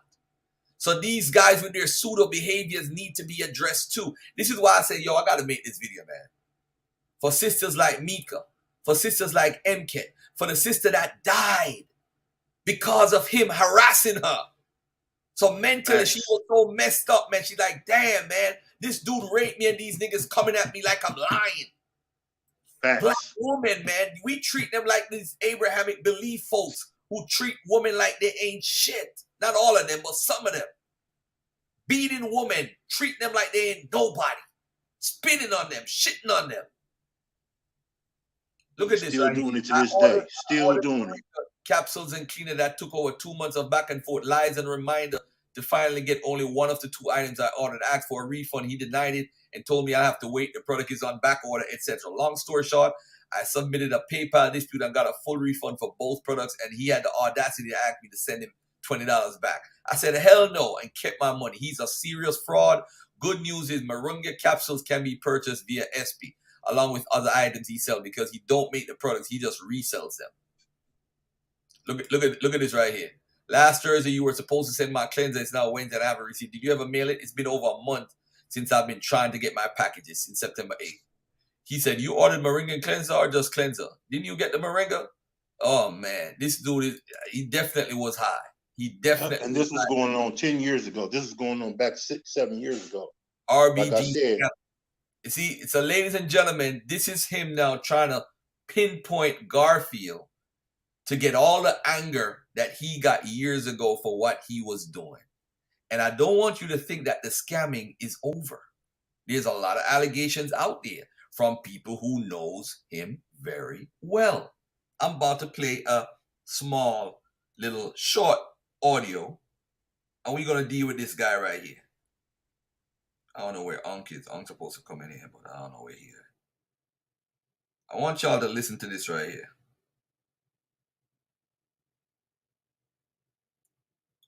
Let me see if I got it right here. Yeah, hold on. Yeah, together. I was one of the people that he scammed with the whole PayPal thing a few years back. So he's, blocked me and everything. So I'm letting him know. How did he scam you? How did he scam you a couple years ago? He told me that if I donated, I think like $150, something like that, that he would give me products for like a whole year. But then he eventually, didn't want to do it, claimed he didn't remember me, all kinds of stuff like that. Mm-hmm. So this happened to a few people. We basically got blocked, have to fight with PayPal and all of this stuff. But, mine I think was like $2-something, and I didn't get a full refund. And then, he just done a lot of scammy stuff. Like he bragged that he was a big realtor, but he lost his license because he was doing scam type of stuff. Right. So, all this stuff, that's why, he bragged, say, oh, I had 2 houses, I'm living so lavish. That's bullshit. He lives in low income. It's bullshit. He's lying. Yeah, I don't want my name out there because he had a restraining order on my ex before. So I don't want my name put out. I don't need him calling the cops and saying I'm harassing him. So I just left it alone for a long time. I just said, let me let bygones be bygones. But I see he's still, doing harassing and meddling and, being a a-hole. I said, someone got to say something. But yeah, but if you notice, he keeps saying, calling people house husbands, telling people they don't like women, and this all this crazy stuff. But like I said, the woman he's with, he can't show her because she's married. He's married to she's married to another man. So he talks about he has these women. Usually they're married and he can't even show their face. I don't see people that know him personally. Yeah, she has a page right on Facebook. I've never messaged her, spoke anything to her, you know what I mean? But I kind of somewhat know who the woman is. I've seen her in passing. And, so when he talks all that crap about, he's all about, this love the black family and he's God dead.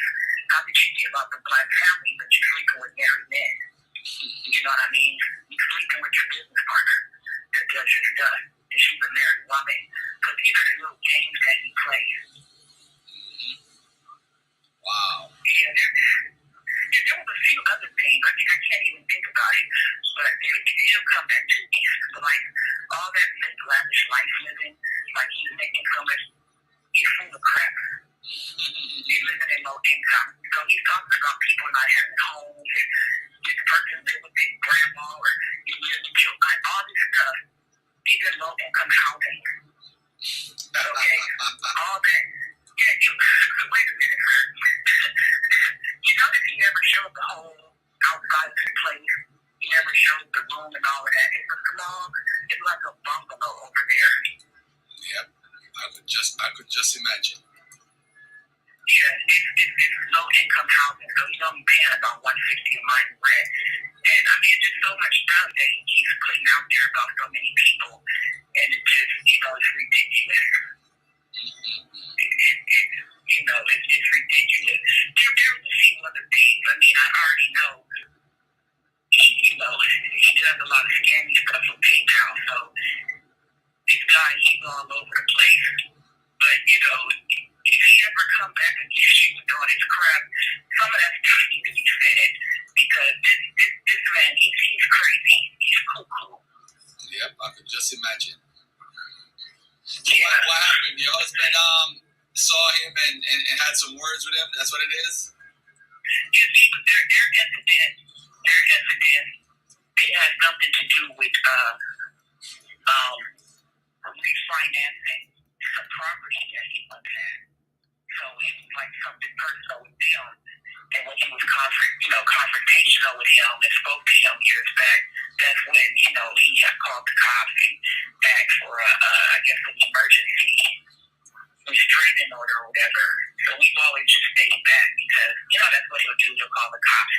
It was even mentioned before on his page years ago that he had called the cops on someone. But that's what he do. He talks this big bad talk, but he's really scary. He's very, very timid. I know a handful of people that know him personally, not on the computer, not whatever, but know him personally. How shady he is. Wow. Yeah, but that's why he doesn't show that lady. He don't want to get caught by the husband. He's with the oh, okay. Yeah. Oh man. Yeah, I don't know if you've seen her, but she actually has a page on Facebook. Oh, okay. And she, like I said, I forgot how to spell the name. But, she is actually a vice principal. But he's not going to put her on his page, or you're not going to see it on the picture. So he's playing he's about the black family and ridicules men. Oh, you're not about the black family. You're not this. You're not really, you're not with women. You don't support. But you're with these married women speaking, You can't show this woman because she's married. You can say she has degrees and she's so educated. Oh, my girlfriend, a scholar. But you can't even show her. I wonder why. Because she's married. She's a married woman. She's a married woman. Trust me, she's a married woman. And the same thing with the woman he said was his business partner. That was another married woman he's been sleeping with for about 3 or 4 years. And, all this talk about the black family and how you support black families, but you do sneaky stuff, Wow. Real scandalous. That's why he doesn't put these women on his site. He'll show ex-girlfriends or these women he's picked up on dating apps and stuff, eating in these restaurants. But the actual real woman he said is my girlfriend, and that's a married woman. That vice principal scholar he brags on. She's very married to her husband for about 25 years. Wow. Yeah. So, all right, I'm gonna leave some important stuff that she says for the next video. After he makes his video, I'm gonna make another video. But I want to play this video right here by this gentleman. This is 2016. Watch it. Because Baba Amin's mother had passed away, and I wanted to show respect and show that I'm not cold-hearted as far as attacking somebody while there's a death going on. But during that period of me backing up, I've seen a lot of subliminals, a lot of people doing videos, a lot of reporting, a lot of, reporting Facebook accounts. A lot of people unfriended me. That really don't bother me as far as unfriending, but it bothers me because what I've said hasn't been a lie. I haven't lied to nobody. So that furthermore shows me that these Christians that you got, people tease, you still doing the same thing as far as following the pastor, even when he molests, the kids and take the church's money and just using that as an example. You side with the pastor because they're in the church. You side with the pastor because they can, go to revival in different cities. You side with the pastor because they got a choir, they got rappers, they can go do shows. Everything is the same. It's the same blueprint. There's no leaders, it's all followers. That's what I see. But with Thief X, aka Chief X,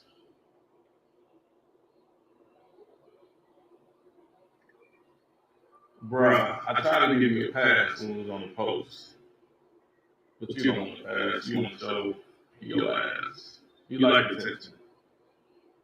I seen you pop locking. Yesterday I seen you rapping. I seen you trying to do debates. I seen you trying to sell a ringer.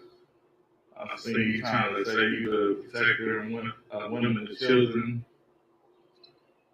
I see you call yourself an elder.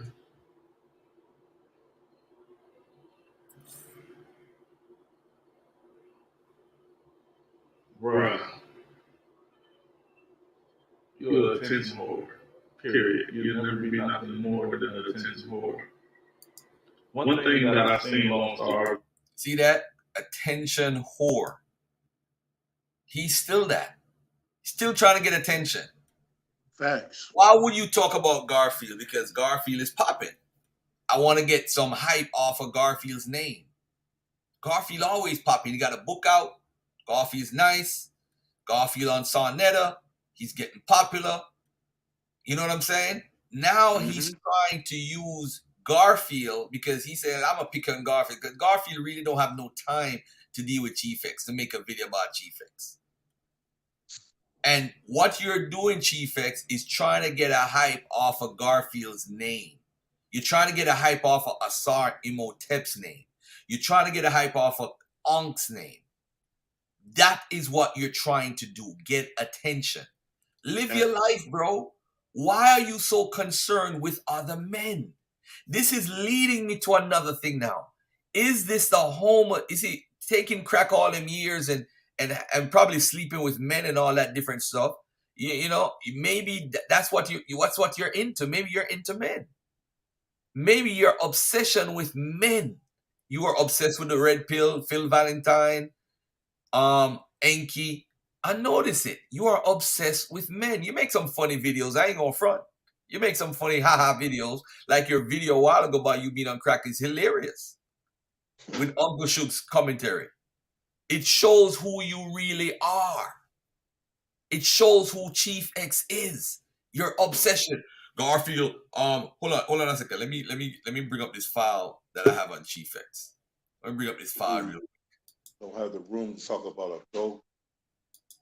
No, you shouldn't be talking about nobody. Sitting up here making videos about people. Bro, sit down somewhere, bro. Sit down and relax yourself, buddy, and get your business in order. Nobody cares about you, and that's what the problem is. You want people to care about you. You see, that's what it is, you know. How comes the people don't show me no love? I'm the one make y'all talking about this. I'm the one that's running the community. I'm the one. Okay, so start your own community then.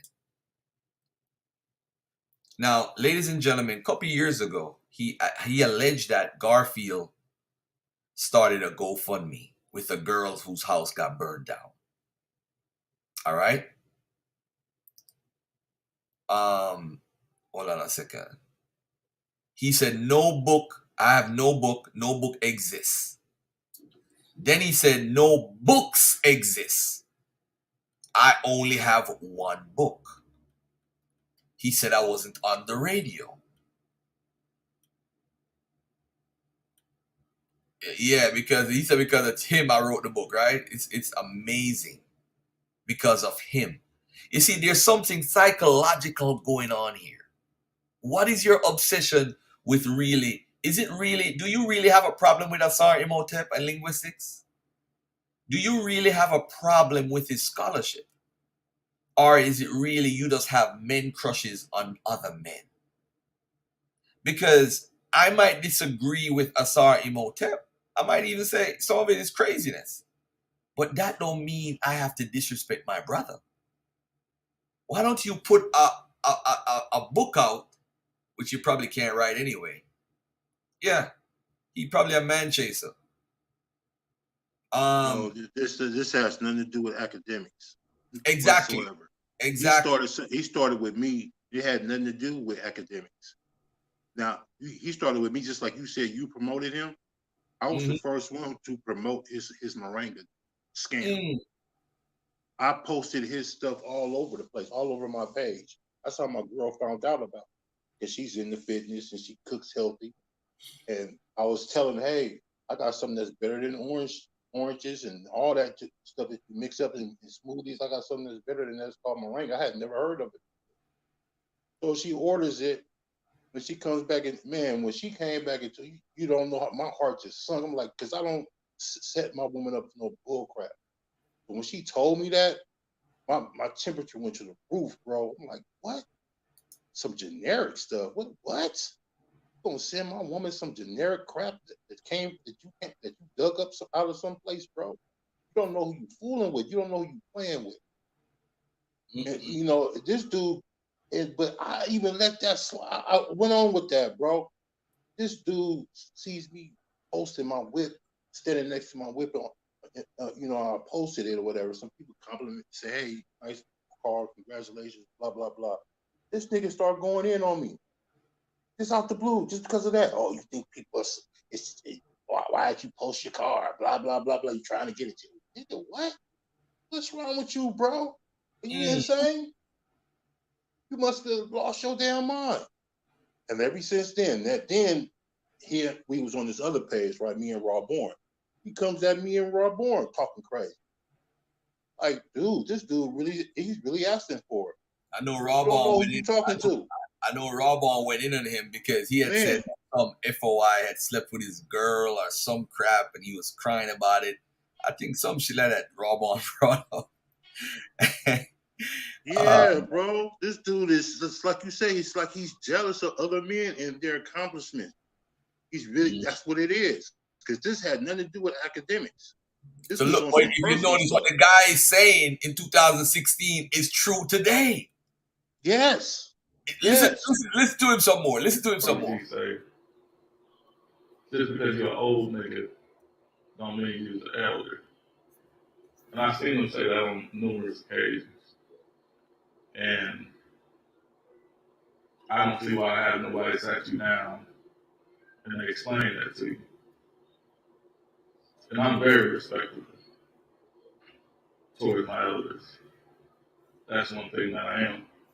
But I refuse to let an elder or an old nigga talk shit and think they're gonna get a pass and then try to smooth it over and turn the tables. This is what you did. You turned the tables and try to act like if anybody speak about Lone Star or whatever the case be, they're taken away from the kids and we're attacking the kids. That's low as fuck. So nobody is held accountable for nothing because you would say, or they would say, because I know you guys talk, oh, they're attacking the kids. What about the babies? Okay. How long has it been since it's been, anybody had any order in Lone Star? If the elders that you say you are, or the elders that Baba Amin say he is, y'all would shut up Ricky, y'all would shut up Elite, and whoever else is talking for the, to save face and benefit of the children. How you got these motherfuckers yapping off, and then when somebody address it, y'all talk about, oh, what about the babies? If y'all elders and so fucking wise, why don't you sit the damn loud mouth out? even in fucking football or coaching, they sit the loudmouth motherfuckers out. They sit them on the bench when they see they about to do some shit. They shut y'all, y'all so wise that y'all can't shut up people that's fucking up your own fucking movement or your own fucking organization or your own fucking nation or your own schooling. That's not wise. And you barking up the fucking wrong tree. Your arrogance is what's gonna kill you. You see Ricky Elite, nobody reached out to me. Why? Because they know. They know, like, I'm not lying to nobody. They reached out to other people. Why? Because they want them to side with them and be motherfucking minions or followers of them. They know I'm not gonna follow. A sheep know a lion when they see one. Just like you know what you see. Wow. Don't be fooled, bro. And Chief X, why don't you do any work in your city? There's a lot of work to be done in your city. And people that I talk to in your city, and when I go to work in your city, they only know you from Facebook. So what do you say you the God best reincarnated protector of women and children? Do you believe that shit? You don't believe that shit. That's just that's a slogan that you run with. What women and children are you protecting? Why aren't you out there in your neighborhoods? Why aren't you trying to get these brothers out of jail that's, standing up and fighting the police for the betterment of Black power? Where are you? You're not in Texas like you said, like people think you are. You're in California. It's like you're in LA or the outskirts, but you don't do no work in your own community. As an elder, you're in your 40s. What's your resume? I know you done working, as far as having, state jobs or, counseling, the youth as far as those employment. What have you done about getting paid? As an elder, how recently you just was scamming people out of their Moringa money. And motherfuckers got to report you and get their money in 5 years and do all this other type of shit. Some people still didn't get paid, some people still ain't got their product. But you're an elder. You're so fucking wise. You're so fucking wise that you scam motherfuckers out there goddamn Moringa money. You're a wise motherfucker, huh? And that was the last time I talked to Ricky. No, that was I called Ricky about you, about that Moringa money. All right. So if anybody wants to see this gentleman here, just put Shaka Shakur in the box and just say, and just look for the videos right here. Ricky Ross and T-Fex, you're on the clock. All power to the people. Tricky Ricky.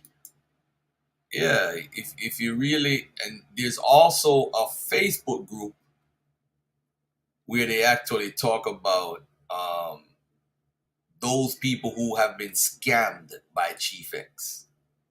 So you see him making a video about Garfield, and you ask yourself, okay, Chief X, what did Garfield do? Let's take a look.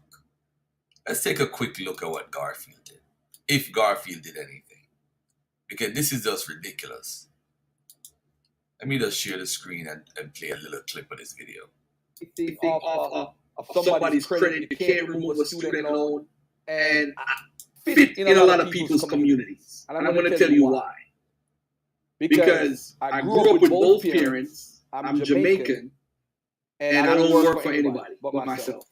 So I'm a rare breed. I don't smoke. I don't drink. You don't see no bunch of videos with Garfield with a bunch of women. And of course, I don't date men. I'm not into that lifestyle.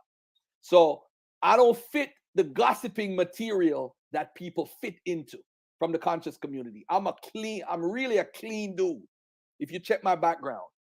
All right, watch this. Yeah, never smoked, never drank. So they can't say Garfield was a crackhead or whatever.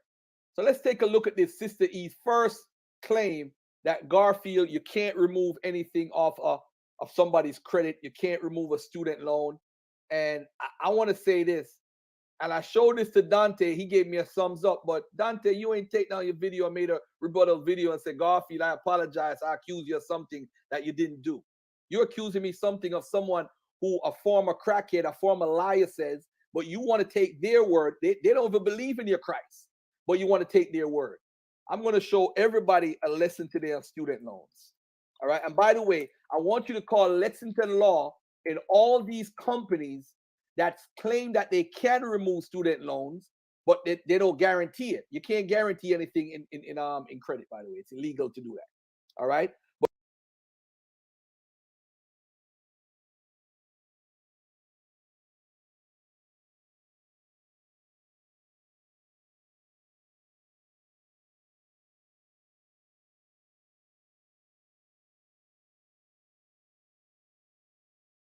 But this is something that I have done before.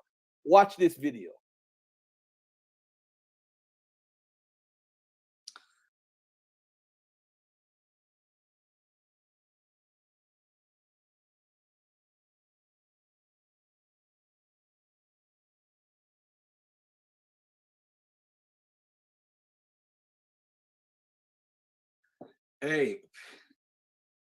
Hey, peace and love to everybody who's watching. This is something that I've never done in history before, and I thought I would make a quick 5 to 10 minute video about this. What it's about, ladies and gentlemen, is that someone I worked on their credit got 77 deletions in 15 days. And I want you guys to look at this. This is very important. A lot of people say they could clean credit, but no one can clean credit like Garfield. And I'm not bragging. Share this show on your timeline. I don't care if 2 people watch this video. This is history, ladies and gentlemen. Look at this. Look at this right here. Let me show y'all something real quick. Look at this. See what's changed in the person's credit. Let's scroll down for a little bit. We're gonna take a look at what has changed in the person's credit, right? You can't see nobody's name. You can't see nothing. I'm gonna scroll it down all the way so you could see exactly what happened. So in September, you saw what his credit was, right? In October, there was a few changes. But then on November 2nd, he had 77 changes. This was amazing. Never before done in history. If you're ever going to invite somebody to watch a Garfield's show, look at this. You're seeing it for yourself. I'm not making this up. 77 changes, and the 77 changes were deletions. Deletions, family. 77 changes, 77 deletions. This is unbelievable. Never before done in the history. You show me what somebody has done for somebody's credit and tell me that they went above and beyond what Garfield is talking about. Let's take a look, and we're going to count together. Let's see if Garfield is BSing. It says right here, 77 changes, right? But let's see if they are correct. Because we're going to count together these 77 things. And by the way, out of the 77, at least 70 is student loans. So who has been lying and saying student loans can't be deleted off people's credit? Who has been telling that lie? Who has been telling that lie, ladies and gentlemen, to our community? Look at this. Let's count. 1, 2, 3, 4, 5, 6, 7, 8, 9, 10, 11, 12, 13, 14, 15, 16, 17, 18, 19, 20, 21, 22, 23, 24, 25, 26. Let's come down a little bit. Let's come down a little bit. 27, 28, 29, 30, 31, 32, 33, 34, 35, 36, 37, 38, 39, 40. All right, let's scroll down a little bit more. All right. 41, 42, 43, 44, 45, 46, 47, 48, 49, 50, 51, 52, 53, 54, 55, 56, 57, 58. Come down a little bit more. 59, 60, 61, 62, 63, 64, 65, 66, 67, 68, 69, 70, 71, 70. So it's 71 student loans. There's more student loans. I'm sorry. 72, 73, 74 student loans and 3 regular accounts right here. 75, 76, 77. Do you believe this, family? Your brother Garfield, who you see debating every day, has a skill that has been working for many people. People are buying houses, people are buying cars, they're getting better interest rate. So while we're arguing about reparations, we're arguing about all these different things, one of the most important things in our daily lives, I can affect yours, which is credit. Imagine 77 deletions, 74 were student loans. 74. This is your brother Garfield, who y'all see argue every day on Facebook or YouTube. But listen, ladies and gentlemen, you have the opportunity today, this week, the best time.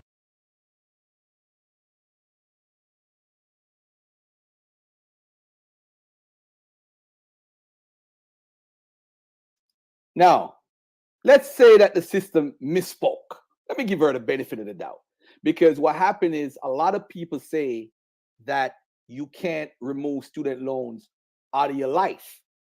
Now, the state says, and let me be honest with everybody right now, you can remove, there's over 13 different reasons why you can remove student loans out of your life. 13.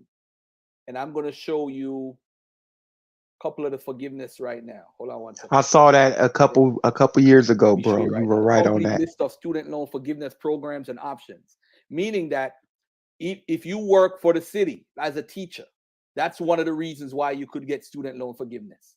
There's different reasons. You're in the military. So there's over 13 different reasons why you could get a student loan removed out of your life. Because remember, when it comes off your credit, you still owe that student loan. It might be off your credit, but you still owe it. This is where people get, so you can't do that. Study the laws, get these 13 rules. As a matter of fact, let me put it in the chat for Sister E and Brother Dante. So if they want to help somebody in their life, I don't want no money. This is free information right now I'm giving y'all. Here, go right here. I don't need y'all. I'm good. There you Yeah, go. you the one who I showed just this. proved that someone can remove student loans off of credit. What are they going to say next? Oh, the video is a lie? He's scrolling wrong? The gentleman is in the chat. When you see from West Africa, I'm not telling his real name. When you see from West Africa in the chat, he'll tell you Garfield also removed 54 student loans off his Equifax report. Yeah, I remember him Whenever coming you on and talk to him, telling us that. he's going to be in the Yeah, chat. All right. yeah. So here we go, family. I'm going to end that part right now. I don't want nobody as no client. You just got some free information. Investigate it. I'm not looking for your money right now or nothing. I don't care. I don't even advertise credit repair anymore because my clients come back. Credit repair is a word of mouth business. It's a word of mouth. So if you have good clientele, 4,000, 5,000 people, I'm just saying to people, just study it for yourself. Don't listen to people who don't know anything. All right? All right. Shout out to Chaz, your believing sister or brother, and peace and love to you. All right. So this is what we're going to do right now. All right. I'm done with this part. I'm going to give the link to I'm going to invite a special guest on so we could have a conversation about something else. But before I bring that guest on, hold on. Let me stop sharing this and let people know something also. Garfield is not only known in the community for credit, but he also goes around the country and speak to different people. I've spoken to prison programs. I've spoken to a matter of fact, I was invited. If you don't know Garfield, I'm going to give you a quick 5 minutes of who Garfield is. This is a conference in Kentucky where Garfield was invited. I think this is where the first time I met Sean, I think. It could be, or the year after. I was invited to Kentucky to be on a panel with the police commissioner who I don't know if you guys familiar with Breonna Taylor. He's a commissioner. They're asking for solutions for black people in the community so that the police and them can have better relationship. And they just so happen to ask Garfield to be on the panel. So here goes your brother representing not only black people as far as immigrants alone, I represent black people overall to find a solution to how we could better relationships between cops and the police in a community in Louisville. Just listen to this for 2 minutes. So many of these shootings, either someone's been robbed or they've been ripped off or they've not paid somebody, and we're seeing someone get killed because of that. And we're working with the federal law enforcement agencies to try to address the problems that we're seeing. But trying to take it the other direction, we recently formed a community policing unit. These are officers that are dedicated. You know, when you think about going into a neighborhood that's in crisis, yeah, there's an enforcement component, but we need to be doing a better job of working with the people in that neighborhood to try to build a better sense of community, to try to address some of the underlying causes of the problems in that neighborhood. And you're right, you're not going to talk the guy making $10,000 a week out of dealing drugs, but you've got to provide the types.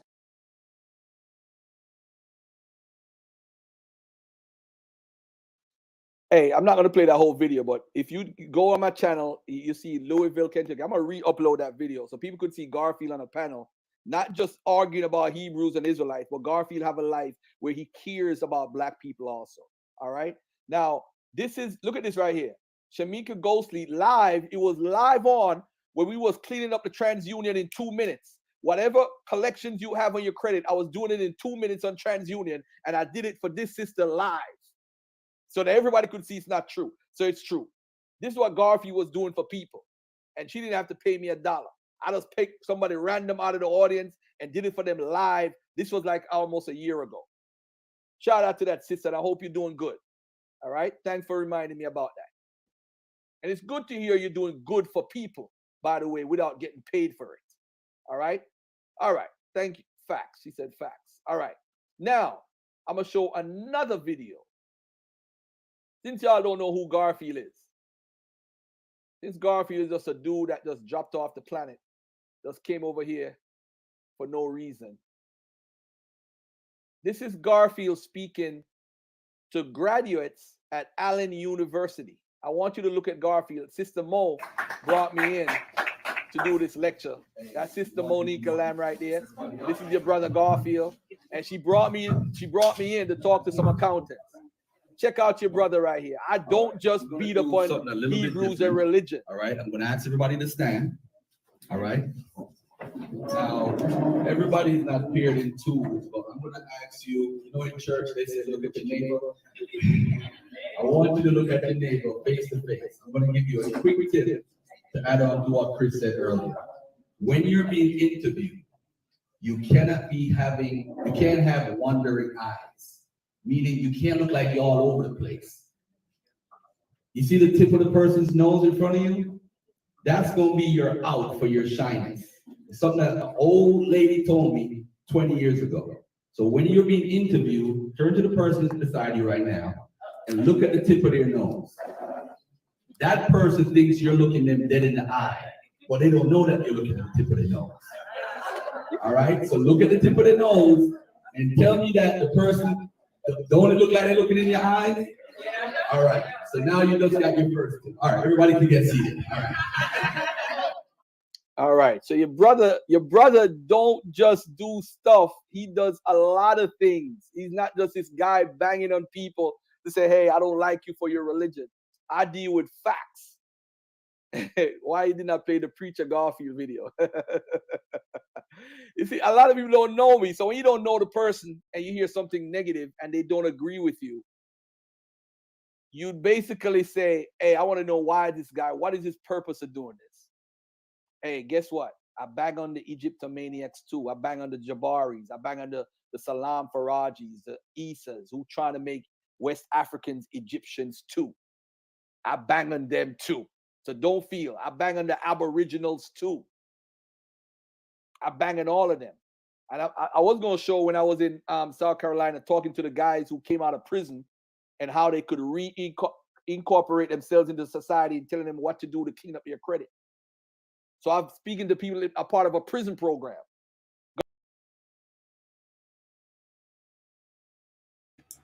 All right. Okay. And to the brother Larry H, I can't. That's from a video. I can't show you the crowd because that's the video that they filmed. All right. Now watch this. Remember the guy that when that Chief X said that I scammed? The guy in the audience. There's a guy in the audience right now, not Larry H. I know you're a fan of Chief X. Just by your questions. There is a guy that made a great point. I think his name is Thaddeus Third. Thaddeus Third. Remember you said, hold on a second, because you're a fan of Chief X. Remember you said that the student loans would come back, right? Do you know the guy who Chief X said I scammed the first video? Did you know that I removed his student loan off his credit? And I have his credit on my computer right now. Bring it up. His initials is DG. I could actually show his name, his personal information right here. I could show it. No, this is not actually no, this is not even it right here. Hold on 1 second. Hold on 1 second. Let me get the right information. Because a lot of people like to talk. They like to talk. Hold on a second here. Use a different account. I actually have his stuff still on my computer. Right here. Hold on, I'm trying to actually get in his system. Oh man. You know what I was gonna show? I was actually gonna show that I took the student loan off his TransUnion and it's still off his TransUnion. You remember he said it would come back, but it's on his Equifax. I never disputed his Equifax. But on his TransUnion and Experian, I disputed them and removed it. So when he goes around and says Garfield is a scammer, this same guy also went on my timeline and said, Garfield, you're the greatest because I removed the student loan off his credit. And it's still gone. It's still not there. And this was over 2 years ago. So when you say, oh, it's going to come back, not necessarily, beloved. That's not entirely correct. But my point is, if Lexington Law and all the top 20 credit repair companies advertise that they have removed student loans, why Chief X ain't make a video about them? They popular. Are they scammers for promoting what Garfield promoted? Because they promote the same thing back then. I don't see why. Amazon have over 15,000 complaints annually. I've never seen any video by Chief X about Amazon. I've never seen it. I've never seen it. No, Thaddeus Third. Remember, he said remember, he made the video. He went to Chief X and said, I don't know about this Garfield taking off the student loans. So I didn't work on his credit anymore. I didn't work on his credit, bro.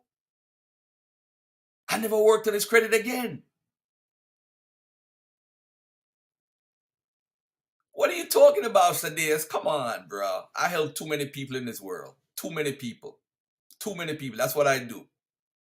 But you want to be on Chief X's private part, that's on you, beloved. All right? But anyway, ladies and gentlemen, I'm waiting for let me get my brother back in here. Go ahead, Black Lion, and don't smoke crack. Come on. Go ahead.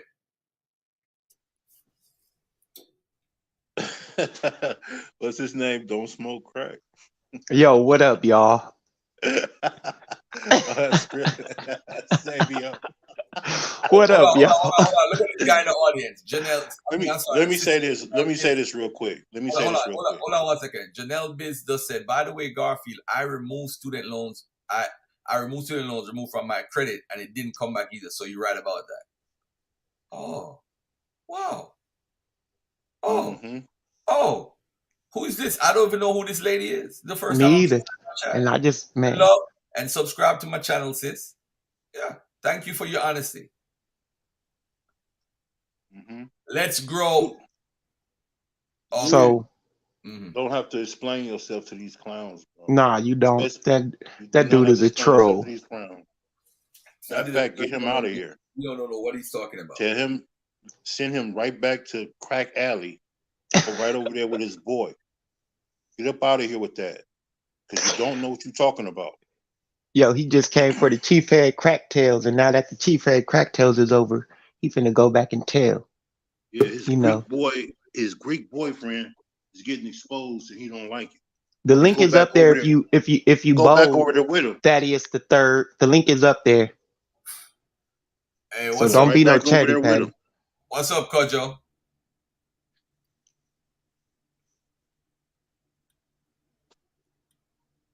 What you doing Kojo, over here? unmute your mic. Hey, what's up, bro? What's up, my Hey, brother? big up, man. Respect, man. Respect all you do. Hey, but look, somebody on one of your moderators um made it so I couldn't comment on the joint no more. That should hurt my feelings, man. I don't know what Yeah, moderator. I can't comment anymore, and I really enjoy your page. I've supported you Someone for blocked years, you. man. Why did they block you though? Yeah, I don't know. What's your name? I don't know. My name is Cujo Ackles Battle, and I I don't know was who blocked blocked, you. and it bothers me because I support the page. You know, I respect what you do. You know, I appreciate what you do. Like I could disagree with things, but no, I'm not there to disagree with you. Like I feel you on how you go at the Hebrew shit. I do. Man, I've been there since the beginning. All right, my brother. Thank you. All right, we deal with that. I look up your Yeah, name. we'll check it out. We'll see what's up. Go ahead, And Black then Lad. if it's like you say, we'll put you back in, bro. Don't even worry about it. But yeah, I mean, you don't have to explain yourself, bro. One thing about it, what they're accusing you of is not even a tenth what this dude has done for real. This is not these are not accusations. These are facts, pure facts about this dude. So this is not a rumor. These are facts, and I can bring witnesses to this about how he has been in one breath called the black woman God, and in another, and he's the protector of women and children, and in the next breath, cussing and talking dirty to black women. And I dare him to say otherwise. Ask him, did I tell him several times, bro, stop talking to black females like that. Stop talking to our sisters like that. Stop saying that. Why are you calling them bees? Why are you doing that? Ask him, have I ever said that to him? If he say anything else but yes, he's a lying dog fool, period. Period. But we're going to keep it 100 tonight. While you sitting up here making videos about this man, somebody need to make a video about you, and you need to make a video about yourself. You want to confess that you a crackhead. Confess how you talk to black women, bro. Confess that. Confess how you talk to people, period, who don't agree with you.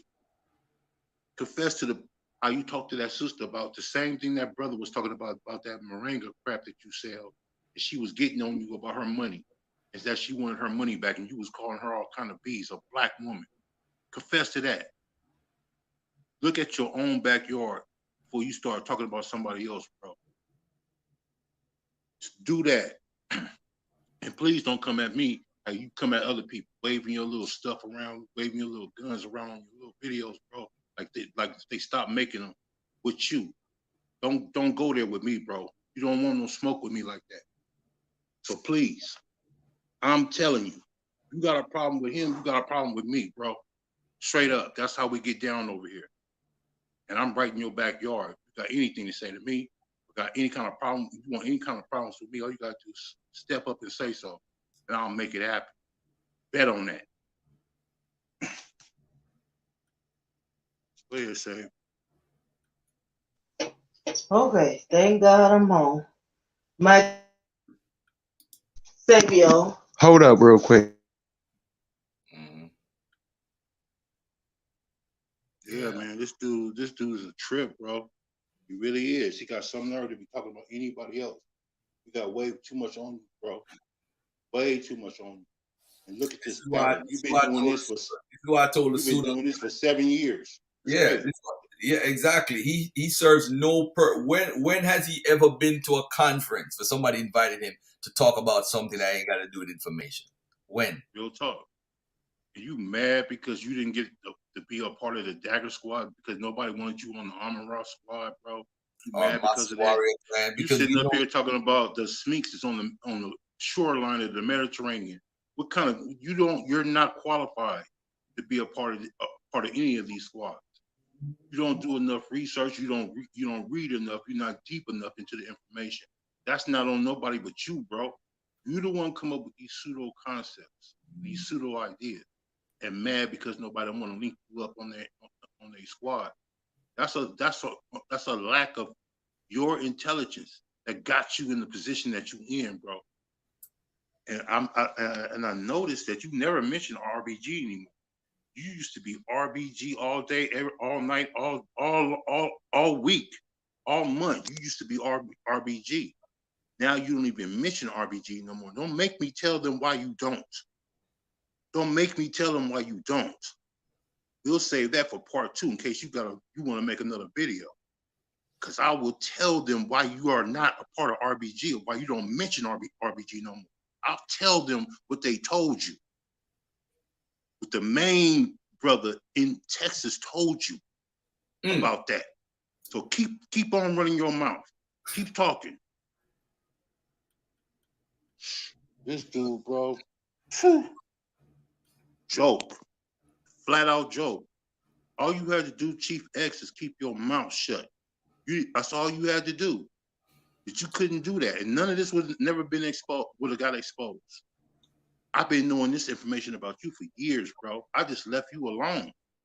I wasn't saying nothing about it. I would have never said nothing about it. I would let everybody find out for their own self. You had your channel, you got your little following. I never went over to your channel and said one word about who you really are. But you're not gonna come over here and messing with my brother. That's what you're not gonna do. Or this channel, or any other of my peers. You're gonna keep them out of your mouth. But we're gonna expose everything about you, bro. We're gonna expose it all. And I'm gonna start bringing people up here who know what I'm saying is true. Keep it up. Keep running your mouth, bro. Keep it up. Man, they done got Black Lives Supreme mad, man. Hey, first of all, I want to say peace to everybody when I come in.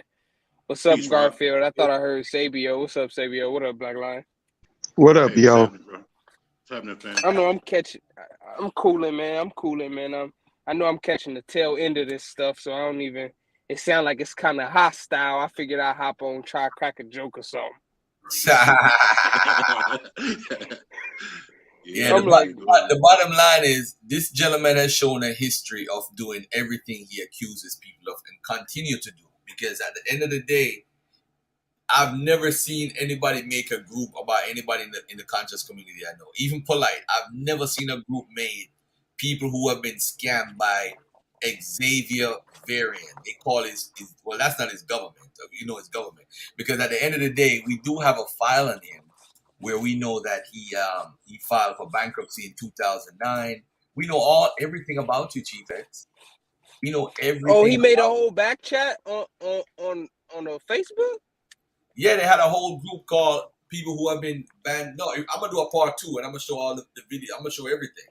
I'm gonna show everything. It's just that I wasn't even gonna do this tonight, but I thought about it for a little bit, drove around, and I thought about it. I'm like, you know what? He disrespected Mika. I'm not gonna let Friday night pass without addressing. He called. You gotta apologize to Mika. You gotta apologize to MCAT. I'm gonna make a part 2 next Friday. I'm gonna make a part 2, and we're gonna get into some more stuff. Some more stuff. Hold on, bro. Yeah, what did he say? What did he say to Mika, bro? He called Mika the B word, and he called MCAT the B word. Yeah. You see the history of this clown? Mm-hmm. You see, so he's still doing it to this day. He's still doing it, but you won't do that to no man, especially to his face. You won't do that, will you, little munchkin ass nigga? You won't do that. Will you? I'm not super familiar with the situation. I got an idea of the craziness that's going on, but I say this, and I don't know if this is the case, but I noticed it, especially with my generation, bro. What I noticed is that there is a lack of accountability due to like the space that is the internet, right?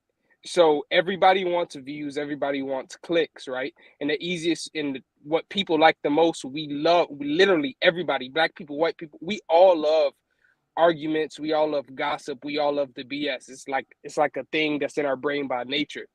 So what I noticed though is that people now can say whatever they want to say, however unsubstantiated, and they don't have to face consequences for what comes out of their mouth, right? So it gives them this ridiculous amount of freedom that's like unprecedented. Because any other time, especially as men, we know anything we say, we're going to be held accountable for, because the consequences of those actions can either be physical harm come to us or our family. You might get locked up, or you might ruin your future or something like that, especially with men. We should always have a respect, and we should always think about the things that we say before it comes out of our mouth. But with the advent of the internet and social media, there is no, it's like that part of our of our like of our conscious, where we think about things before we say it, tweet it, type it, or whatever. It's like that's desensitized, and it's getting erased little by little by little, to now where people will say the most wildest things to you ever, bro. And then if you see them person to person, it's never that. It's never that. And I'm gonna keep it a buck. The roughest, toughest, biggest, most gigantic man, I feel like it's always gonna be a different energy, face to face, in person, no matter who you are. Because as men, you always have to think about the possibility and the situations of what can happen if I disrespect or if I say anything crazy to this individual. So we're losing accountability, and it's becoming normalized, the lack of accountability for what comes out your mouth. You know what? Take a look at this on the screen. Take a look at this on the screen. This is from 2019. When I see stories like this, I cry, real talk. This was someone I helped with their credit. Good morning, Brother G. My man, I emailed you a while ago about my credit and needed help. You took my info, sent my this app for private guard or something. I used it for a little while. You emailed back and said, I'm not going to charge you. Just do certain things just to clear up my credit. Well, my brother, my wife and I was told yesterday to go pick y'all house. Well, my credit went from 696, 727, 17. We're getting our house, bro, for real, fam. Thank you. I listen to everything you do, fam. I wanted you to know that there are brothers and sisters who listen quickly and work without any noise. Once again, enjoy your day, bro, and do not stop what you're doing. I actually never charged him. Credit moved. Garfield moved in the house today, bro. Credit repair legit. Robert A. Parrish. And he's probably listening right now. Look at that. He got his house. Thanks to Garfield. I didn't even charge him. I'm changing people's lives with what I do. So whether I charge them or not is beyond. I'm about helping Black people. And I'm going to show y'all a lecture, a speech that I made in England. I don't know if everybody has seen it. And the brother is actually, Brother Delani, he had a stroke, I heard. So that brother right there, I hope he's doing pretty well. But I do want people to see this video. And Garfield, before you show it, I want to say personally, right? Because I end up kind of fixing my credit on my own, but it was like maybe 3 years ago, probably maybe even 4 years ago. I contacted you, and this is how you know you're dealing with somebody that has good business practices, right? When Garfield hit me back ASAP and told me the prices, and he said, you know what we're going to do is we're going to do half up front, and then we'll do half when we finish the service. Especially when you're dealing like stuff like that. That's how you know you're dealing with some good business practices. That's how you know you're dealing with some good folks. Because especially with the credit thing can be so tricky sometimes that somebody only taking half up front until the service is completed. That's how you, and that, I ain't no guy, I wasn't part of no Dagger Squad or nothing. I was just a viewer at this time. Now I just wanted to say that out there because, man, we got, like you talk about receipts, man, we got the inbox chat going back and forth about it. Anyway. All right, yeah, look at this video right here. And this was very, very interesting. This is Garfield, right? Remember, Garfield is this anti-ADOS guy, right? That Chief X is trying to pin. I'm in London, England. I got a couple of people like my brother Adrian Minot holding me down, him and his girl, a couple of people out there holding me down big time. I'm a stranger in a strange land. Never been there before. Promoting my book, right? Watch this. You're suffering somewhere at the bottom of the toilet bowl. Why is that? It's not because we're cursed, because we never asked to be here. We were kidnapped. Kidnapped victims don't have a voice, but today we can talk loud 500 years later in honor of all the victims of this wicked slave trade that happened. The United Kingdom is responsible, but they're not alone. You have the Portuguese, Nobody talk about the Portuguese and the Spanish. The Spanish are divided up halfway for the Portuguese, halfway for the Spain. And guess what? The British got involved. So the British have to pay them up to do something. They have to repair the damage. Is that they go buy real estate and do it? Is that they go do something to make sure that the people have something to live off for the rest of their life? More taxation for black people. They have to do something to say, yes, you know what? We regret what we do. Look at the people that go at the top. They have benefited from the slave trade and continue to benefit. That's why we don't believe in a karma, ladies and gentlemen. Because if karma didn't exist, and we would have been on the top, they would have been on the bottom. So ladies and gentlemen, listen. Reparations is not just money. It also has to do with a longevity of a system that will be beneficial to black people. So ladies and gentlemen, listen. You are not free as you think you are. But if you were free to do what you wanted to do, who would need permission to be in a park? Who can just stand up and say, listen, this is a massive demonstration for the world to see that, listen, black folks, we're tired of the foolishness. We're tired of everything. When it comes to us, it seems like they look the other way. In the United States, if you walk out the block, you hear the sister get statistics say the 90 times more get stopped by the police here. Well, in America, it's like 50 times more you are stopped by the police because of the color of your skin. They don't care what religion you follow. You can't say that Christian. You can't say that Jew. You can't say that Muslim because they don't want none of them. All of them are the color of your skin. And that's because of how people look at. If you listen carefully, I said black people in America. They don't care if you're Christian, Muslim, or Jew, as long as you're black. So you saying, Chief X, that Garfield is anti-black, but when I'm in England, I'm talking about the plight that black folks go through in America. So if I hated black people, why would I say that? Why am I pushing the struggle of black people nationwide? Because you know what? This was the beginning of the reparations march. I didn't have to mention that. They didn't have to let Garfield speak. I could have promoted my book the whole time. I'm just here to promote my book. No, but it's the reparations march, and I know there's a reparation groups here in America. People fighting for reparations, so it got to be put out. Who knows who might see that video? Where it might be picked up. And shout out to Brother Delani, because I heard he had a stroke, by the way. You know, and he took the time to actually give me the microphone and let me give that short speech. So shout out to him. Get well soon, brother. Yes, yo, so I've just been sitting back listening, and much respect to everything that you've done. That brother, Crack X, Queef X, whatever y'all want to call him, he shouldn't be speaking to anyone. He shouldn't be allowed to come on any platform where there is information and teaching going on. You know, there were some things in the video that he said by that Suge played that stood out to me. And I hear him saying it a lot. Like, you can't prove it. You can't prove me wrong. The police couldn't prove him wrong. So he feels like if he got away from those lies, he can get away with anything. And he's been living his life based off of that little bitty notion right there. Remember, he had $80,000 worth of charges against him, felony charges. He got it dropped down to $1,500 in a petty theft. Sheesh. Can you say snitch? Hey man, he left up out of that police department with Popeyes, all type of cheesecake snacks and everything, man. ain't no way they just drop that 80 racks down to 15. You hear me? Yo, let me tell you something, and anybody who's listening will know this. I'm gonna say this to everybody. Whenever you get charged, right, with over $10,000, you now have a federal.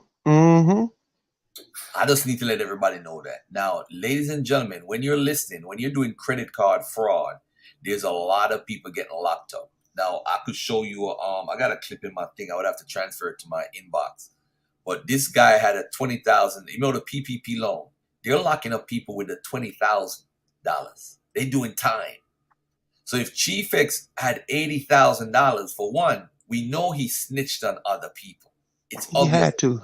You already know, Then to especially be here in this state. You and then already to know. be reduced to $1,500 from 80,000. So you saying they just gonna release you just like that? And he admitted on the video for being in a relationship with the government or something. He said, I mean, the guy should call it. Yeah. You see, people always, the white man always tells on himself, but this guy, he's operating worse than the white man right now. He told on himself in that video. And people like, Yeah, oh, but the video but is he talking want to about be 30 the years police, ago. the police of the community. He want to judge everybody else and talk all this stuff about what everybody else is doing. Bro, check your own background, bro. Check your own self before you try to So judge this and talk about ties in, anybody else. but this ties in to him trying to antagonize people in the community. This ties in to all of that. Because what is he trying to antagonize them for? He made a video, right? I'm going to show you how this guy has some sort of crush on Garfield. He made a video that I am supporting Umar Johnson. Do you guys remember that video? I don't know if anybody watch his channel. Somebody Nah, I said, don't. I'm saying to myself, I'm on my way to as a matter of fact, where the hell is Unc at? I'm on my way to what you call it? To DC. I'm driving on my own dime all the way to that area to go check out Umar Johnson's school. I'm not going there to support him because you know what? We are researchers and we like original research. So I don't want nobody to call me and tell me, hey, Garfield, Umar Johnson school gonna open and this happened and that happened. No, I don't believe you. I want to see it for myself. So I call up Unc. Unc was teasing like, why you going out there for? You know that nigga ain't got no school, man. I said it, but Unc said to me, I want you to go up close and I want you to videotape. So that was the purpose of my video, to catch anything that's positive that's going on with the building or negative. It don't matter. Catch it. So now, ladies and gentlemen, obviously there's no school. We went to the gym. The gym was the only complete area in the entire school. The gym. And they didn't even want us to videotape the gym. All the other areas was boarded up. Y'all saw it in the video. So Garfield gave y'all a direct link and information about a school that Umar is supposed to be building. Garfield did that. Fact-finding mission. This guy made a whole video. Oh, Garfield supported scammer support scam. But man, is this guy gay or something? What are you talking about? I said one day, I bet y'all $100 that Polite get off. That don't mean I support Polite.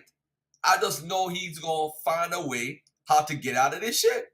That don't mean I support what Polite is accused of. Why would I? It's too much. There's too much evidence. There's too much. Everybody said, well, nobody said this. He didn't make any statements. Okay, but this is out there. Even the prosecutor said it in one of the things that, they found semen and Shit, they make it up. It's real. How did the semen get there? I'm not supporting Polite. Why would I? Why would I get out of that?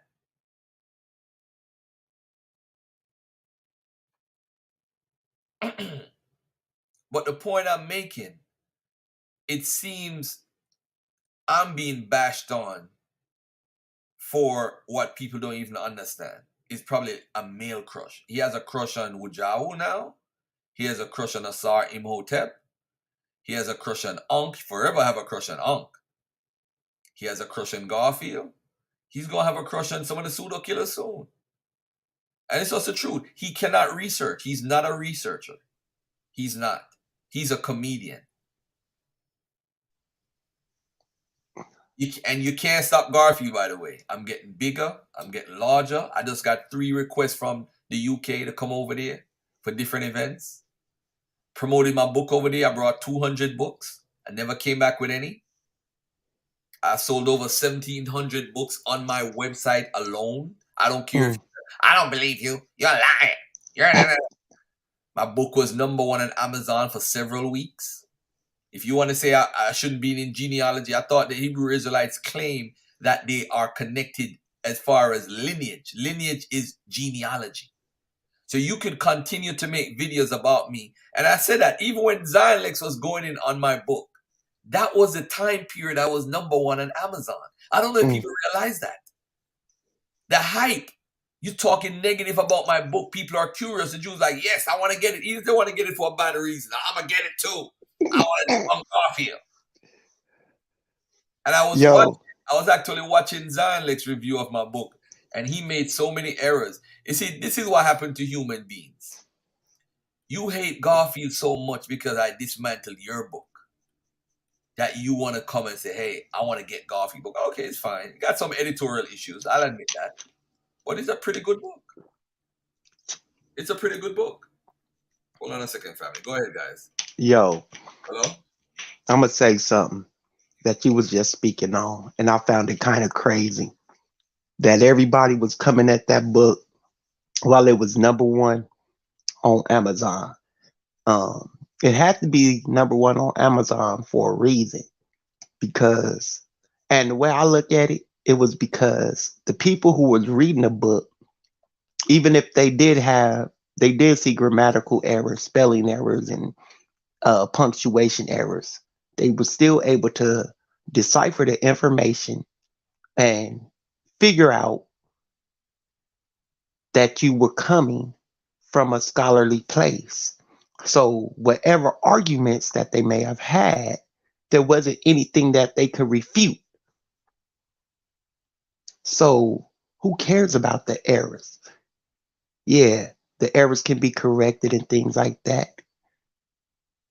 But still, it had the whole Hebrew community shook up to where everyone Look at this was hater. trying to Look at this hater debunk right it. here. That book was not #1 on Amazon. It was #1 in the genealogical section. It was #1, bro. I've seen it a couple times too myself. It's unfortunate that you did it, and you want to be a hater, but that's on you. I just got one question. Where's his book? So we can. Yeah, I have a lisp.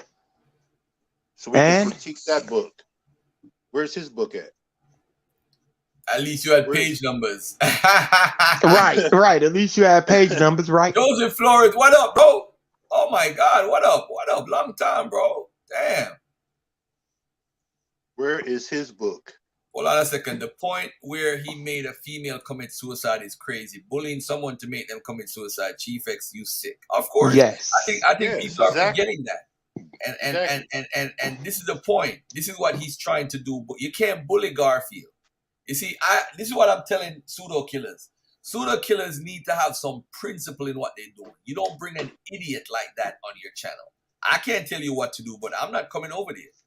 If y'all have too many idiots coming on there, I don't mind y'all going on Asar and the information. And it is what it is. I bought my book from off Amazon. It was #1. Of course it was #1. These niggas is crazy. Of course it was #1. Hold on there. Let me mute my mic. Go ahead, guys. Yeah, but go in on the information. Why are you attacking this brother personally? Because that's what I don't understand. Because the information, they couldn't attack Black Line Supreme. There was nothing they can say against the information, because when they went to the sources, they seen that he was coming from the top. And there wasn't shit they can do. So they had to try to come at him. They had to try to come at his character, at the things that he may personally do. The same thing they doing to us. Yep, no doubt. No doubt. I just didn't expect that from them. I expect that from dogma nuts, Sky Daddy worshipers, but I don't expect that from our so-called peers. Why would you attack that brother personally if he's incorrect? If you feel like he's incorrect, go after his information. We don't play no favorites. If somebody is pseudo, we're gonna say they pseudo. But you gotta show that in the information. Calling him out of his name and calling him a liar and all this kind of stuff, that doesn't disprove his information. But it's getting down. It's getting down to that. The desperation. That's all it is. It's desperation and egoism. People have found ways to make themselves viable now in this world. They are somewhat somebodies in this YouTube world.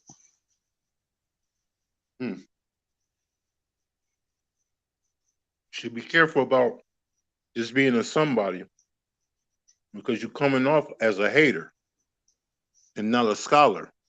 Attack his scholarship. He can attack his scholarship.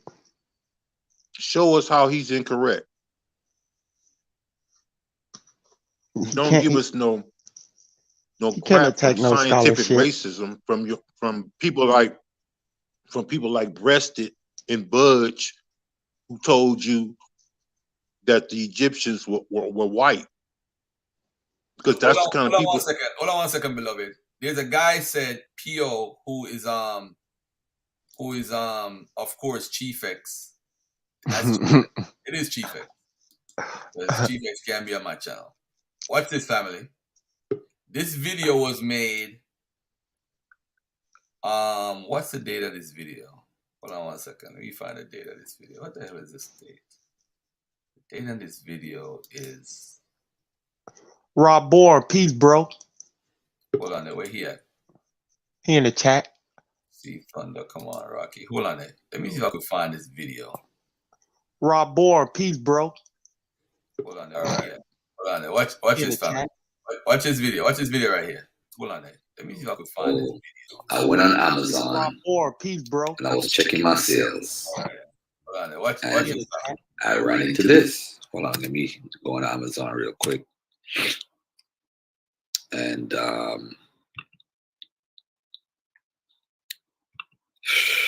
wow, I just it's amazing how things happen and happen so fast.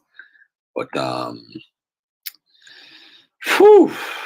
and also let me endorse somebody's book that I bought this week, The Atheist Handbook to the Old Testament, Volume 1. And if you buy my book and that book, that's going to give you a real good understanding of the Bible and so forth. It's going to be, So anyway, let me share my screen so you guys could see what I'm seeing. And you know what's crazy? 75% of the promotion of the book is not even there yet. That's what's crazy, family. 75% of the promotion for this book is not even where it needs to be. So I was looking at my book and I made some orders. So I ordered some in the mail and it says #1 new release. So I'm like, let me click on that. So I clicked on it, #1 new release. All right. So when I click on #1 new release, hold on, let me make this bigger. So I made this, it says Amazon Hot, our best-selling new and future releases updated hourly. So right now, Garfield is #1. So why don't you keep me at #1 and go to Amazon right now and order the book? All right. And by the way, for those who don't have a credit card and can't afford and don't have way to order the book, if you want to order it through Cash App or Zelle, you could hit me up at askbrothergarfield@gmail.com. And what I'll do is I'll write your name and your address and email down, and I'll ship your book the next day. All right. If it's a weekend, you just got to wait until Monday. All right. So for those who don't have a credit card, you could order the book through Cash App. This is not, I didn't make this up. I showed you live so y'all know what it is. It seems like hate does work, because I've never seen one human being get so much hate than Garfield, and I'm still standing firm. I'm standing firm right here. I get so much hate. Garfield don't have a book. He don't have a book. He lying. Then Garfield have one book. Yo, it's crazy. And listen, family, this book, it does have grammatical errors. I must admit, yes, there are some grammatical errors in the book. And actually, it's not my direct fault, but it is what it is. And that's going to be corrected. But I need to say to everybody, if you read the book, you need to go on Amazon and write a review, because the haters, they didn't even buy the book and they are writing reviews. It's amazing. But I'm gonna say this to everybody. Listen, man, support your brother. I have the French edition that's coming out. It's gonna come out in like 2 months. I'm going to France. And What's up, Thunder? Cause you know you Mr. Controversy. Come on in, bro. Come on in. Hold on. I want to see the date on that video. When is the date on that video? Hold on 1 second. Let me find the date. So the date on that video is, let me see. My book is out, Brother Garfield, 8 months. So this was before my birth. So this was June 30th, right? And then y'all did my birthday party, Adam Coleman with Shaka, 7 months.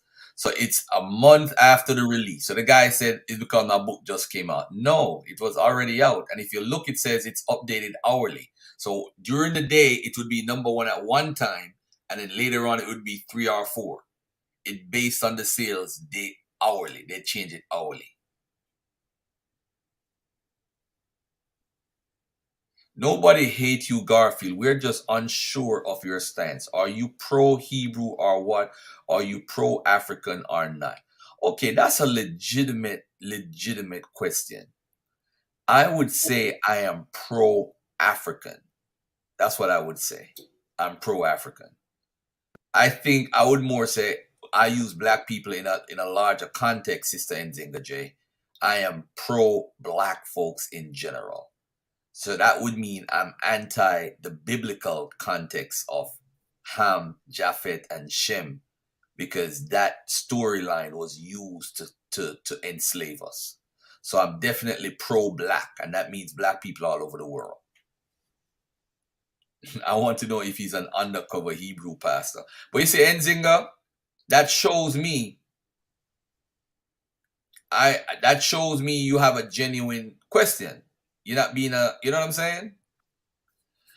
But anyway, what's up, Thunder? Come start some trouble tonight. What up, man? I'm here, man. I'm here. Black Line. Let's continue on, man. Why you keep bringing up Egypt and West Africa, my brother? No. We're not talking about that. We're not talking about that today, bro. I thought we was gonna pick it up today. Man, you know what? You're right. Let me we go said we on for would. 11 more minutes. Okay, Let cool. me What y'all make it a talking about? 3-hour show because we're talking about a sister that committed suicide because the chief ex harassing her.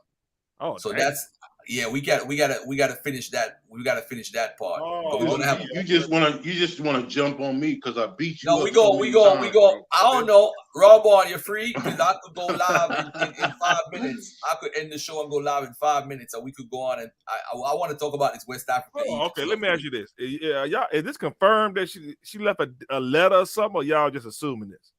No, he knew her personally. Mm-hmm. The sister was raped. Let me just tell you a quick story. She was raped by an RBG dude, right? And Chief X pretty much was trying to do what? Black Line, trying to say she was lying or she full of shit. What was he doing? He said basically that flat out that she was lying, flat out, and called this girl all kind of bees and hoes and this and that and the third. Tried to put it on her that she was playing victim, and that wasn't the case at all. Now let me tell you how I got involved. Thunder, since you asking these questions. At the time, I was a co-founder of the organization called 4 Point Nation Black Alliance. And what we did back then was any woman, any sister who was being abused, who would call us up and say their man was beating on them or they were being abused in any kind of way, this particular organization got involved in that. And she knew that. So she hit me up and told me what was going on. That's how I got involved. So that's how I know what I'm talking about. Hey, by the way, thank you everybody that supported my book so far and bought my book. All right, let's make sure you read it. That's all. And write a review. All right. Yeah, so that's what happened. Thunder. That's definitely what happened with that. I saw you going. I saw you. I had to handle some business, man.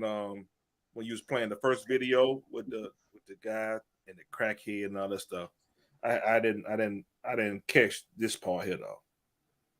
Yeah.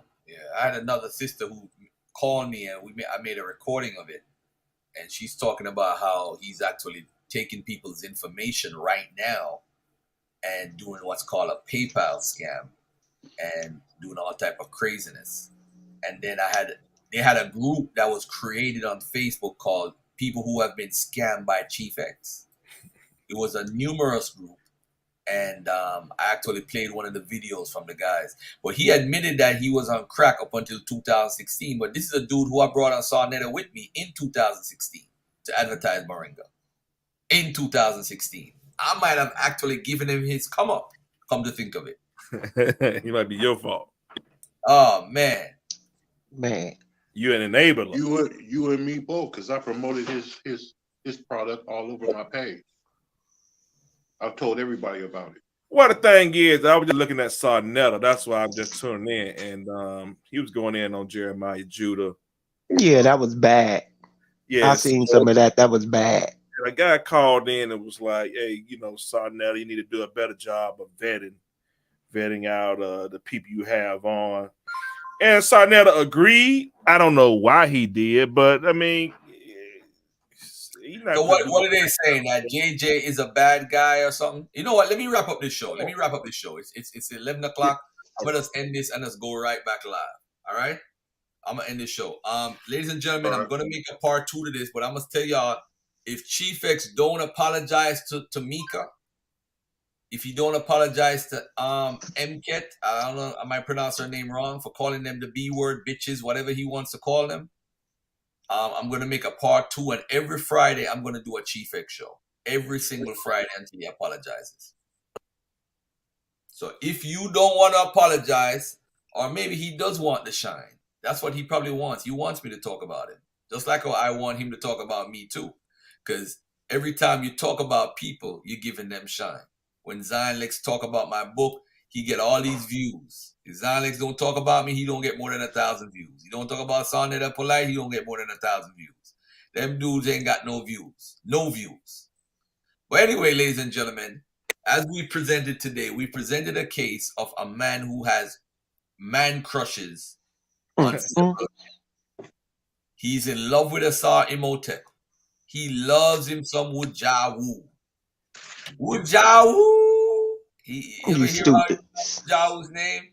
And then he got a man crush. Of course, he got a Superman crush on Brother Ankh. He got a super crush on me. He been talking about me for 3 years. I don't get down like that, bro. I don't get down like that. That's all I'm gonna say.